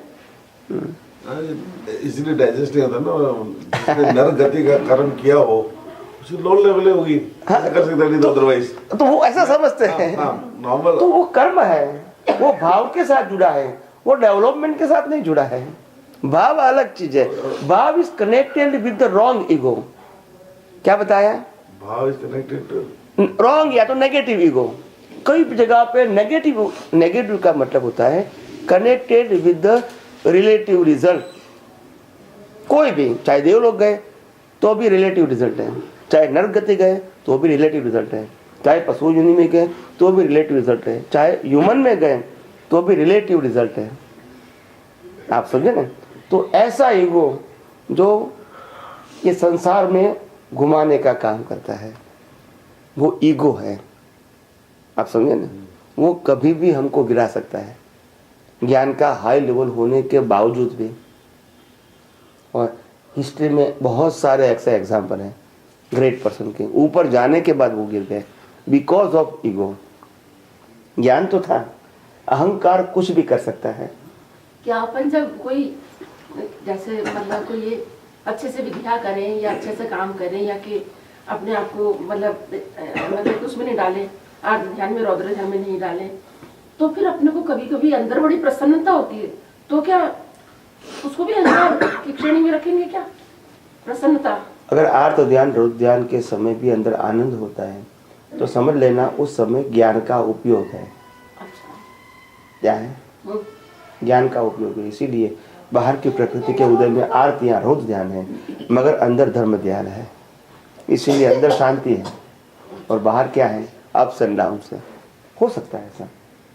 अहंकार में नहीं आता। नहीं, अंदर नहीं आता। जैसे भगवान राम की सीता वो रावण ले गए, उस समय राम चिल्ला रहे थे सीते सीते सीते। तो अगर व्यवहार तौर से अगर अंदर से भी उनके साथ होते, वही चिल्लाने की प्रक्रिया के अगर साथ होते तो उनके लिए वो आर्त ध्यान है। मगर वो अंदर से अलग थे, बिल्कुल स्थिर थे, शांत थे। आप समझे? अंदर से ज्ञान के रूप में और व्यवहार के रूप में वो अस्थिर थे।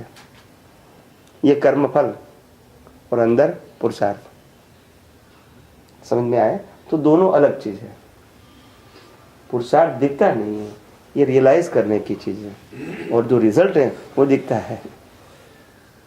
लेकिन कई बार ऐसे होता है कि अपन जैसे ज्ञान में है अभी, तो ऐसे लगता है नहीं मैं इसके यहाँ जैसे मैं बुराई कर रही हूँ इसकी, तो ऐसे लगता है नहीं मैं इसको सही कर दूंगा। तो ये प्राउड है ना, ये भी घमंड है ना।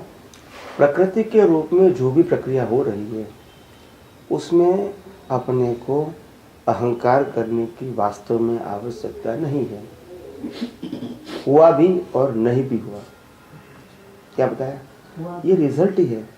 जैसे यहाँ सत्संग में कर रहा हूँ, आप लोग सब सुन रहे हैं, तो न मेरा पुरुषार्थ है न आपका पुरुषार्थ है। उस समय मेरा जो ध्यान है वो मेरा पुरुषार्थ है। ये एक्शन वो पुरुषार्थ नहीं है। अगर एक्शन को पुरुषार्थ गिना जाएगा तो किसी की मुक्ति ही नहीं होगी। भगवान भी अच्छी अच्छी बातें करते हैं, महावीर भी, राम भी करते हैं। अगर वो पुरुषार्थ गिना जाएगा तो फिर रिजल्ट का भुगतान करना पड़ेगा। ये पुरुषार्थ नहीं है। अगर मैं कहूँगा कि मैं करता हूँ तो पुरुषार्थ है, तो पुण्य मिलेगा, तो पुण्य मिलेगा। कर्ता भाव हो गया तो वो पुरुषार्थ में कन्वर्ट हो गया। क्रिया पुरुषार्थ नहीं है, क्रिया इट सेल्फ रिजल्ट है। मगर क्योंकि अज्ञानता है, कर्ता भाव है, इसलिए वो पुरुषार्थ बन गया। मगर वो अज्ञान पुरुषार्थ, कैसा पुरुषार्थ हुआ? ज्ञान पुरुषार्थ नहीं। तो अज्ञान पुरुषार्थ का फल संसार है और ज्ञान पुरुषार्थ का फल मोक्ष है। मगर वो पुरुषार्थ को वास्तव में पुरुषार्थ नहीं बताया जाता। व्यवहार की भाषा में उसको रियल पुरुषार्थ और रिलेटिव पुरुषार्थ कहते हैं। खुद में रहना वास्तव में वो पुरुषार्थ नहीं है, मगर वो अंतिम सत्य की बात है। अभी तो हम डायरेक्शन मोड़ते हैं, क्या करते हैं? यहाँ से उठा के संसार में से उठा के आत्मा की ओर जाते हैं। आप समझे ना? तो अभी जो पुरुषार्थ है वो सही है। अंतिम पुरुषार्थ में यू टर्न लेने की प्रक्रिया है। यू टर्न, बस फिर बाद में यू टर्न नहीं है। तो ये तो डायरेक्शन चेंज हो गया था आपका, तो you are on the right path. That's it. आप उसको मानो आ गए। बस वहां तक पुरुषार्थ है। राइट ट्रैक पे जा रहे हैं तो फिर पुरुषार्थ की जरूरत नहीं है। वो आप डेस्टिनेशन अपने आप आएगा। अपने आप डेस्टिनेशन। तो जहाँ जहाँ हम रॉन्ग जगह पे चले गए थे ज्ञान दृष्टि से, वहाँ यू टर्न लेने का, क्या करने का, बस। ये थोड़ा पतला है, शुद्ध चित्त ही शुद्ध आत्मा है। शुद्ध चित्त ही शुद्ध आत्मा है, बराबर है, वही शुद्ध आत्मा है। यानी वो शुद्ध चित्त के अंदर और कोई विजन नहीं है, कोई रिलेटिव फॉर्म नहीं है वहाँ। आप समझे ना, कोई प्रकार का रिलेटिव फॉर्म वहाँ नहीं है। अगर अपन वो अंतस्करण का भाग है ना, चित्तो, मन चित्त बुद्धि अहंकार, तो वहां तो अपन अंतस्करण, जब तक अशुद्ध है तब तक अंतस्करण का भाग है, जब शुद्ध हो गया तो वो आत्मा बन जाता है, ऐसा है। शुद्ध अशुद्ध की बात नहीं है, शुद्ध आत्मा ही शुद्ध चेतन है। और शुद्ध चेतन है तो भी उनकी 4 कैटेगरीज है due to the behaviour of अंतस्करण के आधार से 4 प्रकार की कैटेगरी बनाई गई है। 4 है नहीं अंदर। अच्छा, जैसे आप आपकी पत्नी के साथ है तो आप उस समय आपका रोल पति का है, योर स्टेटस इज, आप उसके पति है। अगर आप बच्चे के साथ ही है तो आप उसके पिता का रोल है अभी, your status is like you are father of your son. अगर आप आपके पिता के पास है तब आपको सन का रोल है। तो आप तो एक ही हो, मगर ड्यू टू सर्कमस्टांसेस आपको टाइटल अलग अलग मिलता है। ऐसे अगर सिर्फ थॉट चलता है, सिर्फ थॉट प्रोसेस, तो वो मन है। अगर सिर्फ पिक्चर दिखता है तो वो अशुद्ध चित्त है। क्या है, आप समझे ना। अगर हमको अगर प्रॉफिट एंड लॉस दिखता है कि इसमें प्रॉफिट है, इसमें लॉस है, इसमें फायदा है, इसमें नुकसान है, ये जो प्रक्रिया चलती है तो वो बुद्धि है। और अगर बुद्धि की एनालिसिस से जो डिसीजन लेता है कि मेरे को ये करना है और मेरे को नहीं करना है, वो अहंकार है। तो मतलब उस प्रकार की प्रक्रिया में लेवल के आधार से टाइटल है। एक्चुअली में क्या है? एक्चुअली में तो चित्त है। चित्त का मतलब है ज्ञान दर्शन, मगर अशुद्ध चित्त का आधार से ये मन बुद्धि चित्त अहंकार 4 हो गया। शुद्ध हो गया तो 4 नहीं है। फिर अंतस्करण जरूर है मगर वो डिस्चार्ज फॉर्म में है, वो पुरुषार्थ के फॉर्म में नहीं है, वो मैकेनिकल हो गया। अंदर 2 प्रकार के अंतस्करण है सभी के पास, 2 प्रकार के अंतस्करण। कितने प्रकार के? एक डिस्चार्ज के फॉर्म में है और एक चार्ज के फॉर्म में। चार्ज के फॉर्म में बताओ या पुरुषार्थ के फॉर्म में बताओ। तो अभी जो मन बुद्धि चित्त अहंकार है वो रिजल्ट के फॉर्म में है। जैसे आपने चार्ज किया है तो अभी प्ले हुआ तो डिस्चार्ज हो रहा है, अभी उसमें हमारी फ्रीडम नहीं है। मगर हमारे पास जो अभी ज्ञान है, अनुभव है, उसके मुताबिक हमारा नया मन बुद्धि चित्त और अहंकार बनता है रिकॉर्ड के फॉर्म में, रिजल्ट के फॉर्म में नहीं। और नेक्स्ट बर्थ में वही अंतस्करण रिजल्ट के फॉर्म में आएगा, तब वो डिस्चार्ज है। और अगर ये मन बुद्धि चित्त अहंकार है, उसमें से मन और बुद्धि और अहंकार तीनों धीरे धीरे शांत हो गए तो अपना चित्त है उसमें शुद्ध ज्ञान और शुद्ध दर्शन की अनुभूति होगी। आप समझे, शुद्ध ज्ञान और शुद्ध दर्शन की। मगर क्योंकि ये मन बुद्धि है, मन बुद्धि अहंकार है, वो प्रकृति के पक्ष का है। किसका पक्ष का है? प्रकृति। मन बुद्धि ये सब किसके पक्ष का है? प्रकृति के पक्ष का। और ज्ञान आत्मा के पक्ष का है। तो बुद्धि अपने आप मन और बुद्धि के हिसाब से ही अहंकार बिहेव करता है, इसलिए संसार बढ़ता रहता है। क्या है? और चित्त हर समय अशुद्ध रहता है। कैसा होता है? ज्ञान दर्शन तो है वहाँ मगर अशुद्ध। अगर ये 3 चीज साइलेंट हो गई तो शुद्ध ज्ञान दर्शन हो गया। No calculation, not involve in a thought process and never utilise in profit and loss. और ईगो, ये करना है ये नहीं करना है, तीनों समाप्त हो जाता है तो चित्त शुद्ध हो जाता है। It's a matter of stability of your qualities of your ज्ञान एंड दर्शन। स्टेबिलिटी। अभी जो भी होगा हमको तो देखना है, जानना है, करना नहीं है। लाइक अभी हम घर में पिक्चर देखते हैं, उनमें से जन्म से मौत तक की प्रोसेस आती है। एग्जाम्पल लेता हूँ, हम देखते हैं, हमको क्या होता है? कोई बच्चा पैदा हुआ, बड़ा हुआ, पढ़ाई किया, नौकरी किया, शादी किया, बाद में एंड भी आ जाता है, हमको क्या होता है? एग्जाम्पल। ऐसे ये भी तो क्या है, ज्ञान के लिए बच्चा तो है, यह ज्ञान का तो फल है। क्या है? अगर इसको आप 100% सेपरेटली विथ योर स्टेबिलिटी आप इसको देख सकते हैं तो उसका एंड हो जाता है और खुद का स्वभाव जागृत हो गया। हम इसको सेपरेटली देख नहीं सकते, then they create the new things and वो रिजल्ट के फॉर्म में आ जाती है। कहीं मन से, कहीं बुद्धि से, कहीं अहंकार से उनके साथ जुड़ गए हैं कि this is good, this is bad, बस तो वो कॉज बन गया, फिर इसका इफेक्ट आएगा। आप समझे नहीं? तो ये प्रोसेस है, इनर प्रोसेस है। इसीलिए ज्ञानी कहते हैं पूरा ब्रह्मांड अंदर है। आपने लाखों बर्थ किए because of inside process, not because of outside process. आप समझे? और परमात्मा का प्रकाश भी कहाँ है? अंदर है। अज्ञान की प्रक्रिया भी अंदर होती है और ज्ञान की प्रक्रिया भी अंदर होती है, यानी पुरुषार्थ दोनों प्रकार के अंदर है। बाहर है और दुनिया बाहर के प्रकाश को, बाहर के ज्ञान को, बाहर के सुख को, बाहर की शक्ति को ढूंढने का, प्राप्त करने का, अनुभव करने का प्रयास करती है। इसीलिए जन्म मरण में भटक रहे हैं। ये तो इल्यूजन है। क्या है? That's it. इल्यूजन समझते हैं ना? Depended on your belief. जो चीज में आपको आज सुख लगता है और वही चीज में कल आपको सुख नहीं लगेगा। तो पहले था और अभी नहीं है? नहीं, क्योंकि पहले भी नहीं था, अभी भी नहीं है, मगर पहले बिलीफ थी और अभी बिलीफ चेंज हो गई। तो हमारा इल्यूजन है ना, चीज में सुख और दुख दोनों देने की शक्ति नहीं है। बिलीफ है इसीलिए मिला, बिलीफ चेंज हो गया तो नहीं मिलेगा, उनमें तो था ही नहीं। तो हमारी अज्ञानता है ना। अज्ञानता किसकी है? हमारी है, चीज की नहीं है। चीज तो उनके स्वभाव में है, हम उसमें आरोप करते हैं कि उनमें से सुख मिलेगा। पैसे की 1000 रुपीज की जो नोट होती है, क्या वो सुख दे सकती है? अगर कोई व्यक्ति दुखी है, बीमार है, बहुत टेंशन में है, तो क्या उसके पॉकेट के अंदर हमने कवर करके 1000 रुपये की नोट रख दिया तो वो सुखी हो जाएंगे? नोट में सुख देने की शक्ति कहाँ है? वो तो एक्सचेंज का इंस्ट्रूमेंट है, विनिमय का साधन है, उनमें सुख देने की शक्ति नहीं है, व्यवहार चलाने का साधन है। हम उनमें आरोप करते कि ये सुख देने का साधन है, वो सिर्फ विनिमय का साधन है। क्या है? एक्सचेंज करने का है, मनी टू मटीरियल।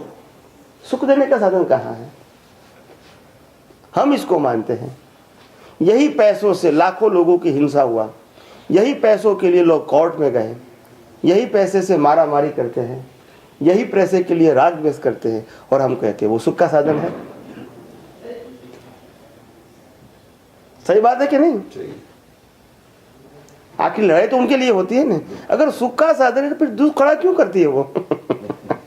अगर वो उनका स्वभाव सुख ही देने का है तो फिर वो पाने के बाद दुख क्यों मिलता है, क्यों होता है? मगर उनका स्वभाव न सुख देने का है न दुख देने का है। हमारा उनके प्रति राग जो है वो सुख और दुख देने में सक्षम हो जाता है, उनका स्वभाव नहीं है। वो तो एक्सचेंज का साधन है। क्या है? Money to material, that's it. हम इनको मानते कि उनमें सुख मिलता है, वो हमारी अज्ञानता है। पैसे की अज्ञानता है, हमारी अज्ञानता है। तो हमको अज्ञानता मिटाना है। वो तो जड़ है। क्या है? हमने ही तो बनाए हैं। किसने बनाए? पैसे हम ही तो बनाते हैं। पैसा हम बनाता है और बाद में पैसा हमको बनाता है। सुखी और दुखी। नहीं समझ में आता है? आता है? आपको समझ में आता है? ओके। आपको एक ज्ञान, हाँ, एक तो ज्ञान होता है जो समझ में आ गया, और फिर एक ज्ञान होता है कि जो हमको ये अनुभव में आया है, तो वो अगले बर्थ में कौन सा साथ जाएगा? अनुभव वाला। अनुभव वाला ही जाएगा, समझने वाला नहीं जाएगा। समझने वाला अनुभव करने में अगर हेल्प होता है इस बर्थ में तो इट इज कैरीफुल। ये रीबर्थ के साथ सोल और कॉजल बॉडी और लेवल ऑफ डेवलपमेंट ये साथ में जाता है। Level of development with causal body ये साथ में जाता है, और सोल। नॉलेज नहीं जाता है। क्या बताया? ये मैं बहुत सीरियस बात बताता हूँ, knowledge is never carry forward, only the experience is carry forward. अगर मैं ये बर्थ में डॉक्टर बन गया, 50 साल का मेरा एक्सपीरियंस हो गया, बाद में मैं मर गया, अभी रीबर्थ हुआ, तो ऐसा नहीं है कि मैं डॉक्टर बनूंगा। मेरे को बाल मंदिर में ही जाना है, स्टार्ट फ्रॉम 1 to 3। नहीं समझे? बोला आप तो डॉक्टर थे इतने बड़े, इतना अनुभव था, खत्म। नहीं समझे? नहीं समझे? Back to square one. ये नॉलेज काम में नहीं आता है, ये तो प्रोफेशनल है, वो कर्मों के साथ जुड़ा है, डेवलपमेंट साथ में आएगा। उसकी ग्रैस्प करने की जो शक्ति है, समझने की शक्ति है, लेवल ऑफ अंडरस्टैंडिंग, इसलिए कुछ बच्चे फर्स्ट आते हैं, टॉपर हो जाते हैं, दैट्स कोई पीछे रह जाते हैं। लेवल ऑफ अंडरस्टैंडिंग जो है वो साथ में जाएगी, नॉलेज नहीं जाएगा। मैं ये कहना चाहता हूँ। नहीं तो जैसे हम लोग नहीं, ये बात समझ में आई आपको? Knowledge is never carry forward, but the level of understanding carry forward as in terms of development, in a form of development, वो आगे जाएगा, नॉलेज नहीं जाएगा। ये बहुत बड़ी बात है अगर समझना चाहो तो। जी प्लीज। मतलब कि जैसे हम जैसे कहते हैं कि हाँ ये बात समझ में आ गई दादा की, तो वो हमारा मतलब ये अंडरस्टैंडिंग का लेवल हो गया कि वो अच्छा, तो वो साथ में जाता है। लेवल ऑफ अंडरस्टैंडिंग 2 प्रकार का होता है। हाँ। एक शब्दों की समझ आ जाती है, हाँ। यानी उनकी बात मेंटली आपको समझ में आ जाएगी, आप समझे। और दूसरी बात ये होती है कि जो बात आपने समझी है वो आपके जीवन में एक्सपीरियंस में आ जाएगी, यानी संजोग बनने के साथ भी आपको ज्ञान वहाँ हाजिर रहा, तो वो अनुभव हो गया। पहले जो आपको मिला वो नॉलेज जरूर मिला, और नॉलेज आपको समझ में आ गया, इस फॉर्म में मिला, मगर अनुभव नहीं हुआ है, तो अनुभव कैरेक्टर होगा, नॉलेज नहीं। वो अनुभव में आएगा वही कैरेक्टर होगा। अनुभव का मतलब होता है लेवल ऑफ अंडरस्टैंडिंग आपका बढ़ गया, आप समझे। तो वो अभी जो आपने समझा है ज्ञानी पुरुष की बातें शब्दों के माध्यम से, वो आपकी बुद्धि स्वीकार करती है कि बात सोच समझ के तो सही लगती है, मगर जब प्रैक्टिकली लाइफ में जब यूटिलाइज करोगे उस समय जो अनुभव होगा वो आपका होगा। ये मिला हुआ है, you borrow from the other, इसको शेयरिंग बोलते हैं। But once you realise it, it is your own capital. The capital is carry forward, but whatever you borrow it is not carry forward. But maybe whatever you borrow you transfer in capital, it is carry forward. नहीं समझ में आया? That's it. ये बहुत, मैंने कहा ना, बहुत गहरा स्ट्रेट फॉरवर्ड और सिद्धांतों पे चलने वाला एक ज्ञान है। जितना समझोगे इतनी आपको डीपनेस मिलेगी, आप समझे ना, और इतनी आपको क्लैरिटी आएगी। क्या आएगी? फिर आपको कॉन्फिडेंस आ जाएगा, नहीं बात सही है, उसमें कोई जगह कोई श्रद्धा की बात नहीं है, आपको ऐसा स्वीकारना है, समझना है, ये बात ही नहीं है। There is a clarity. क्या है? सब में क्लैरिटी है, रैंडम नहीं है। क्या नहीं है? आप धर्म में जाओगे तो कई बात ऐसी होंगी, देखो ये तो बात आपको समझ लेना चाहिए, उसमें कोई क्लैरिफिकेशन नहीं होता है। तो फिर बाद में क्या होता है, वहाँ अपनी बुद्धि बंद हो जाएगी। कोई कहते हैं आप आरती करने का, कहते हैं क्यों करने का मेरे को, तो बोला बस वही हमारी परंपरा है, वो करने का है आपको। तो वहाँ क्लैरिफिकेशन नहीं है, you follow the tradition as a respect, that's it. इसीलिए कई पढ़े लिखे बच्चे होते हैं तो उनको पसंद नहीं आता है, फिर भी करते हैं एज अ रिस्पेक्ट। उसको बोलता है जब सोच नहीं है तो क्या करने का है, इट्स अ मैकेनिकल प्रोसेस, तो उसमें इंटरेस्ट नहीं आता है, मगर because of our culture they follow. और जो समझ के साथ करता है, विद अंडरस्टैंडिंग करता है, तो उसके बाद ही अलग होता है, तो उसमें अपने आप भाव आएगा। क्या आएंगे? भाव भी आएगा, रिजल्ट भी आएगा। रिजल्ट भी आएगा। आप मैकेनिकल करवाओगे तो भले करेगा वो, उनको लगेगा कि ये क्योंकि हमको कहते हैं तो करो, करना पड़ता है, चलो 2 5 10 मिनट खत्म कर दो, कोई झंझट करे। ऐसा रिस्पेक्ट किया हुआ रिजल्ट भी नहीं आया। हाँ, कैसे आएगा? तो ऐसा है। घड़ी क्या कहती है अभी बताओ? 7 बजे तक कर रहे हैं। 7 इज ओके। ट्रेन तो है 8:30 बजे की, तो 7:15 तक करेंगे, ठीक है, मैक्सिमम। 7:45 यहाँ से निकलना है। मानी भी खाए ना। हाँ तो 7:30 बजे आपका फूड लग गया जैसे। क्या बताया? 7:45 निकलना है, खाना भी खाना है 7 बजे तक। 7 बजे तक। 7:10 तक जो भी आप हाँ, सवाल पूछते हो, बस। 5-10 मिनट ऊपर की दिक्कत नहीं है। आप सबको आनंद आता है ना? आप तो मतलब समाधान होता है। आनंद का मतलब समाधान, आनंद का मतलब not enjoyment but to satisfy, to clarify our vision, our understanding, वो क्लियर हो जाती है। हजारों कहीं बरसों से जो अज्ञान को ही हम ज्ञान मान रहे थे, आज वो क्लियर हो रहा है। राइट। कहीं अवतारों से हम मान रहे हैं, रॉन्ग बिलीफ, कोई राइट बिलीफ मानते हैं, वो क्लियर हो रही है, उसका आनंद आप समझे ना? हाँ, ये information conversion into the experience, ये संजोग आधा अपने आप हो जाता है, ये करना पड़ता है, उसका कोई पुरुषार्थ होता है। या वो एफर्ट है। Through your vision, utilise your vision at the time of action. बाहर की प्रक्रिया जब होती है उदय कर्म के अधीन, उस समय आपके पास जो विजन है आपको उपयोग करना है। Then the convert in result. हो नहीं जाता है, हैं? अपना हो नहीं जाता है। नहीं, एग्जाम्पल दीजिए इसका कोई। जैसे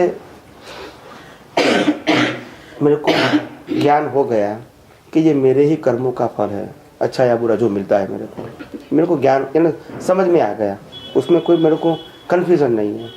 अभी जब वास्तव में ऐसा संजोग सामने आया, उस समय हमारी बुद्धि अहंकार बीच में आता है कि क्यों आप स्वीकार करते हो, ये तो सही नहीं है।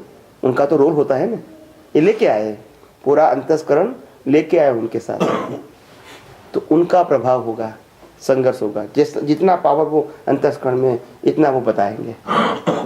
उनके सामने हमारा ज्ञान अब जो पाया है वो भी है, तो वो ज्ञान जितना भी आप यूटिलाइज करोगे वो पावरफुल होगा। नहीं उपयोग करेंगे तो काम में रिजल्ट नहीं मिलेगा, ज्ञान नहीं चला जाएगा, बेनिफिट नहीं मिलेगा। क्या बताया? नहीं मिलेगा। जैसा बताऊं मैं आपको, जैसे हम बीमार हो गए, डॉक्टर के पास गए, डॉक्टर ने कहा कि आपको ये प्रॉब्लम है, बुखार है वगैरह वगैरह, उन्होंने मेडिसिन लिख दिया। हम दुकान में गए, दवाइयाँ की दवाई ले ली, पॉकेट में रख दिया, घर पे आ गए। अभी उन्होंने 2 या 3 दिन की दवा लिख दिया है, हमने पूरी प्रोसेस ख़त्म करके उसको लेके भी आए, मगर 3 दिन तक दवा हमने मुंह में नहीं लिया तो क्या होगा? तो डॉक्टर कोई व्यक्ति क्या पूछेंगे? डॉक्टर के पास गए थे, हम दवाइयाँ लिया, बुला लिया, तो फिर तो ख़त्म होना चाहिए ना।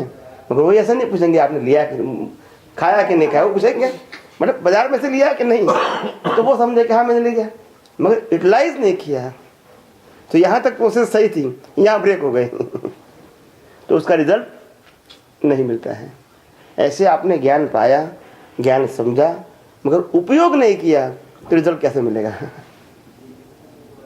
तो उपयोग स्वयं नहीं होता है। स्वयं कब होता है? जब आपको एक ही प्रकार के ज्ञान जो आपने पाया है उनको आपने 50-100 बार उपयोग कर दिया, तो आपका दर्शन परिवर्तन हो गया। क्या हो गया?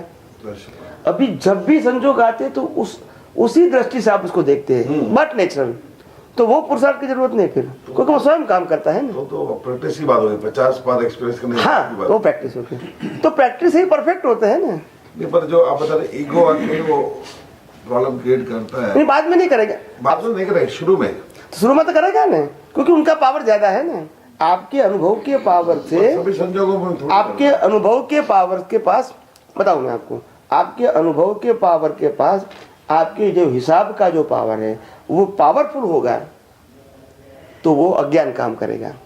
अगर आपके अनुभव के पावर से आपके हिसाब का पावर कम है तो वो ज्ञान काम करेगा। और सभी व्यक्ति का लेवल होता है। क्या होता है? जैसे मेरे पास अनुभव है, फिर भी एक लेवल है अनुभव का, उससे बियॉन्ड जाएगा तो मैं नीचे उतर जाऊंगा। आप समझे? नीचे उतरने का मतलब चार्जिंग हो जाएगा। तो ज्ञान कम नहीं हुआ, ज्ञान कम नहीं हुआ, मगर ज्ञान हर संजोग में हाजिर नहीं रहा, क्योंकि हमारी जो ज्ञान की जो कैपेसिटी थी उनसे भारी कर्म आ गया है। तो हम गिर गए। वो तो अलग बात हो गई, वो दैट इज डिफरेंट थिंग। हाँ, that is a total exceptional case. That's it. नहीं होता है ना, हाँ होता होगा। बड़े बड़े लोगों को होता है, ऊपर जाके गिरते हैं। क्या बताया, ऊपर जाके बिल्कुल लगभग नियरली टॉप के ऊपर, टॉप तक पहुंच जाते हैं, बाद में गिर जाते हैं। हमने सोचा इतना सारा ज्ञान होने के बाद हजारों लाखों लोगों को बांटते, बाद में भी गिर गए। ये लेवल हो गया। क्या हो गया, ज्ञान तो है उनके पास, कमी हो गई एक्सपीरियंस के। क्या हो गई, अनुभव ज्ञान वो कैपिटल है, और जो ज्ञान की जानकारी वो कैपिटल नहीं है। क्या नहीं है, कैपिटल कम नहीं होता है कभी, वो कैरी फॉरवर्ड होता है। मगर कैपिटल का जो लेवल है उससे आगे का लेवल का कर्म का प्रेशर आ गया तो वो काम नहीं करेगा। तो आपको कैपिटल बढ़ाना है, उसको तो कम ज्यादा नहीं कर सकते क्योंकि तो रिजल्ट है। हमको अपना कैपिटल बनाना है, इसलिए यूटिलाइज दिस ज्ञान more and more and built up your capital. That's it. आप समझे? तो कैपिटल जितना बढ़ेगा आपकी स्टेबिलिटी बढ़ेगी। नॉलेज बढ़ेगा तो स्टेबिलिटी नहीं बढ़ेगी। कैपिटल बढ़ना चाहिए। कैपिटल का मतलब नॉलेज कन्वर्ट इन एक्सपीरियंस, वो आपकी कैपिटल है। वो जितनी बढ़ेगी आपकी स्टेबिलिटी बढ़ेगी। Very simple. इसीलिए बड़े बड़े लोग भी ऊपर जाके क्यों गिर जाते हैं, क्योंकि बियॉन्ड हो गया सर्कमस्टांसेस, उनकी कैपिटल से ज्यादा हो गया पावरफुल, तो वो गिर जाते हैं। आप समझे ना? तो ये बहुत शार्प बात है। क्या है, हमारा विजन क्लियर है इसीलिए आपको बता सकते हैं, नहीं तो फिर कंफ्यूजन हो जाता है। वो कहेंगे आप दादा ने ये कहा, ऐसे ही छोड़ देंगे, क्या करेंगे? कभी तो आप समझे? जब विजन क्लियर नहीं है तो वो बात को छोड़ देंगे, बोलो दादा ने तो ये कहा है बस, यानी वहां आप बात का क्या हो गया, एंड हो गया। पर क्या करेंगे फिर, एक क्लैरिटी विजन में, इसीलिए मैं आपको एक्सप्लेन कर सकता हूँ। आप समझे ना? सबका विजन नहीं होता है क्लियर तो फिर कंफ्यूज हो जाते हैं, तो फिर ऐसे दादा का नाम देके छोड़ देते हैं। क्या करेंगे, स्टॉप द मैटर देयर, वहां बंद हो जाती है। आपको कोई प्रश्न करना है या प्लीज? आपने कल कहा था जैसे जो सामने वाला हमारे तरफ बिहेव कर रहा है वो पोस्ट पे है, सिर्फ हमें वो हमारे पिछले कर्मों का रिजल्ट है। वैसे ही हम सामने वाले की तरफ जो बिहेव कर रहे हैं हम भी पोस्ट में हैं उनके लिए। हाँ, तो अगर हम उनकी तरफ गलत बिहेव करते हैं तो ये तो उनके पिछले कर्मों का फल है, तो जी। हम फॉल्ट पे हैं तभी भी। बताओ मैं आपको, जिसके पास ज्ञान है इनको उपयोग करना है, जिसको ज्ञान नहीं है उनको उपयोग नहीं करना है। तो हमारे पास ज्ञान है इसलिए हम उपयोग करते हैं। हम जिसके साथ खराब बिहेव करते हैं उनके पास तो ज्ञान नहीं है, तो रिवेंज लेंगे ना। इसीलिए कहा जिनके पास ज्ञान है उनको दोनों तरफ से कटना है। कटना समझते हैं, कैची से। अगर मैंने गलती किया तो उनके लिए क्षमा मांगने का, अगर सामने वाले व्यक्ति ने मेरे के साथ गलत बिहेव किया तो मेरे को समझना मेरे कर्म का उदय है, क्योंकि कटना है हमको, बढ़ाना नहीं है। दोनों जगह से यही प्रकृति को, कर्ता भाव की दृष्टि को काटना है तो खत्म हो जाएगी। अगर आप उसको सियोगे तो बढ़ेगी, फिर यहाँ से काटोगे और यहाँ से आप सियोगे तो बढ़ेगी। दोनों तरफ से क्या है, नहीं समझ में समझ में आया? जिसको मुक्ति पाना है उसके लिए, जिसको मुक्ति नहीं पाना है उनके लिए वन साइड ज्ञान होता है। मुक्ति पाना है उनके लिए दो साइड का ज्ञान है। हमने किया तो उसके लिए क्षमा मांगो, क्योंकि उनका जो नेगेटिव रिएक्शन है इनको खत्म करने के लिए क्षमा मांगना जरूरी है। हमारे पास ज्ञान है, उनके पास तो नहीं है। वो तो रिवेंज लेने की कोशिश करेगा ना, 100%। इसीलिए क्षमा की जरूरत है। और जब वो हमारे साथ गलत बिहेव करता है तो हमको स्वीकार करना है, क्योंकि हमारे पास ज्ञान है। हम रिवेंज की बात करते ही नहीं। हाँ, सवाल ही नहीं। तो रिवेंज नहीं तो फिर तो दोनों तरफ से, हाँ। क्योंकि हमको ये संसार समाप्त करना है, बढ़ाना नहीं है। Who is right who is wrong in relative terms, वो हमारा सब्जेक्ट नहीं है। हमको रिलेटिव सब्जेक्ट को खत्म करना है, राइट रॉन्ग को मोड़ना नहीं है अपने को। आप समझे? व्यवहार जगत में अगर पक्का होना है तो राइट को राइट कहो और रॉन्ग को रॉन्ग कहो। व्यवहार जगत में पक्का होना है तो ज्ञानी पुरुष कहते हैं अगर व्यवहार से ऊपर उठना है तो दोनों अपनी जगह पे सही हैं, क्योंकि दोनों अपने उदय कर्म के अधीन ही व्यवहार करते हैं। चाहे चोरी करता है, चाहे वो दान देता है। ये ज्ञानी की दृष्टि है, यानी उसको व्यवहार को खंडन नहीं करते हैं, मगर अपनी दृष्टि को राग और द्वेष की ओर नहीं ले जाते हैं। उनके लिए ज्ञान में एक ही भाषा है, दोनों अपने उदय कर्म के अधीन ही व्यवहार करते हैं। जब लो लेवल में आते हैं तो कहेंगे ये सही है या गलत है, वो लेवल की बात है, आप समझे ना। तो दोनों अपनी जगह पे सही है, ज्ञानी भी सही है और लौकिक दृष्टि वाला भी सही है, क्योंकि उनको संसार को सेंटर में रख के बात करना है, तो उनके लिए ये सही और गलत है। और जिसको संसार से ऊपर उठना है उनके लिए दो ही सही है, आप समझे ना, है ना। दोनों में से कोई करता नहीं है, इसीलिए सही है। दोनों अपने उदय कर्म के अधीन है, स्वतंत्र करता नहीं है, इसीलिए दोनों निर्दोष है। एक सवाल, जो भी नरकलोक में जाते हैं, जैसे 50 जीव गए, 100 जीव गए, जी जी जी, तो सबको सेम सजा मिलती है वहाँ पे? कंपलसरी पूरी सजा भुगतनी पड़ती है? बताऊं मैं आपको, यहाँ अलग अलग ग्रेड होती है? अगर यहाँ का कानून, भारतीय गवर्नमेंट का कानून अगर ये कहता है कि एक व्यक्ति ने एक व्यक्ति का मर्डर कर दिया, हाँ। तो उनके लिए फांसी की सजा है, ठीक है। मगर वो व्यक्ति ने 100 व्यक्तियों को मार दिया तो क्या करेंगे? 100 बार फांसी देंगे? एक ही बार देंगे। मगर उनके लिए नर्क में जगह है, मैं वही, क्योंकि नर्क में ऐसा बॉडी होता है, लाख बार कटने के बाद भी सजन हो जाता है। जहाँ तक इसका कर्म का हिसाब है वहाँ तक एंड नहीं होता है। काटने, टुकड़ा करने, पीसीस करने के बाद भी, जला देने के बाद भी खत्म नहीं होगा। उनका बॉडी होता है मर्क्यूरी जैसा, मर्क्यूरी समझते हैं ना, दैट से। मतलब ये है कि हमने जितना यहाँ पे पाप किया उतना वहाँ पे जाके भुगतना पड़ेगा, कंपल्सरी, इतना ऐसे ही है मतलब। अच्छा, इसीलिए तो कहते हैं ना, भगवान के अगर देर है मगर अंधेर। भगवान का मतलब होता है कुदरत, भगवान का मतलब नॉट गॉड पर कुदरत। हमने जैसे अभी 25% हमने अभी तक गुनाह किया, हमको पता है कि हमने 25% गुनाह किया है, अगर उसका माफी चाहें इस जन्म में तो क्या करना चाहिए? क्षमा मांगो, erase all kind of cause. आप इसको इरेज कर सकते हैं, बिकॉज अभी नेक्स्ट बर्थ की आप एग्जाम में हैं, तो अभी एग्जाम में आप कोई भी करेक्शन कर सकते हैं। अभी एग्जाम खत्म नहीं हुई है, तो कहीं भी फर्स्ट, सेकंड या थर्ड आंसर को आप चेंज कर सकते हैं, आप समझे। 5 या 10 साल की उम्र में की हुई गलती आज 50 या 60 साल की उम्र में करेक्शन कर सकते हैं, क्योंकि आप नेक्स्ट बर्थ की एग्जाम दे रहे हैं अंदर से, और बाहर जो है वो पिछले अवतार का हिसाब है, मगर अंदर एग्जाम है, तो एग्जाम में कभी भी करेक्शन कर सकते हैं। You have a power. तो जैसे अभी मैं अपने ऊपर ही ले रहा हूँ, जैसे मैंने 25% गुनाह किया, मैंने पश्चाताप कर लिया कि हाँ भाई मैंने 25% गुनाह किया है, यहाँ पे मैंने मान लिया कि अभी मैंने पश्चाताप करने के बाद माफ़ी मांग ली, तो वो कम हो गया, तो उसका इफेक्ट, जैसे सपोज करो नर्क में जाते हैं अपन, तो वहाँ पे कुछ मतलब कम होगा या होगा ही नहीं, वहाँ पे जाना ही नहीं पड़ता है? जैसे सिंपल, वेरी सिंपल एग्जांपल, जैसे आप फिजिकली एग्जाम में बैठे हैं और आप उसका उत्तर दे रहे हैं। अभी आपका 3 घंटे का पेपर है, 2.5 घंटे में आपने खत्म कर दिया, अभी रिवाइज करते हैं, देखते हैं, फिर आपको मालूम हुआ कि द आंसर नंबर 5 वो तो हमने गलत लिखा है, इसको काट दिया और पीछे करेक्ट लिख दिया, तो आपको मार्क्स मिलेगा कि नहीं? That's it. सही गलत क्या है, कैसे पता हाँ? सही गलत की डेफिनेशन? वो तो ज्ञान के ऊपर है, जय सच्चिदानंद। वो ऊपर, आप ऊपर बैठ सकते हैं प्लीज। तो वो तो सवाल नहीं, सही गलत तो अपने ज्ञान के ऊपर है ना। ज्ञान का मतलब होता है सही चीज को सही समझना, अज्ञान का मतलब होता है गलत चीज को सही समझना, वो ज्ञान है।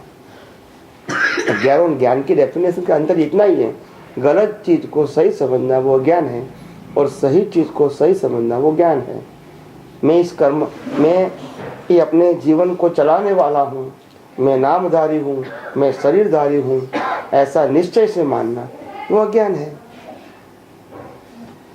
आप समझे। मगर ये शरीर, ये कर्मों की भुगतान का साधन है, वो मेरा स्वरूप नहीं है, मैं तो उनसे अलग हूँ, और ना ही मैं शरीर को चलाने वाला हूँ, ये तो कर्म सत्ता चलाती है। तो ये ज्ञान हो गया। तो ज्ञान और अज्ञान में दृष्टि का अंतर है। फिजिकल फॉर्म में अंतर नहीं है, it is a different in vision. क्या बताया? विजन। एक्शन में ज्ञान अज्ञान नहीं होता है, वो तो जड़ का स्वभाव है। किसका स्वभाव है? जड़ का। और ज्ञान और अज्ञान दोनों चेतन है। क्या है? अज्ञान भी चेतन है और ज्ञान भी चेतन है, इसीलिए दोनों का रिजल्ट मिलता है, जड़ का रिजल्ट नहीं मिलता है। तो जहां तक आप एग्जाम में हैं वहां तक कभी भी परिवर्तन कर सकोगे और उसका रिजल्ट भी आपको, अभी वो काट ही दिया तो फिर फेल होने का सवाल नहीं, आपको मार्क्स मिलेगा। इसीलिए फिर नरक में जाने की बात ही कहा है। जब इरेज ही हो गया तो आप समझे ना, अगर इरेज सही नहीं हुआ है तो वो आपका कर्म लाइट हो जाएगा। क्या हो जाएगा? 25% में से 10%, 50%, 5% ऐसे लाइट हो जाएगा। But you have a suffering, मगर सफरिंग की मात्रा कम होगी। आप समझे ना?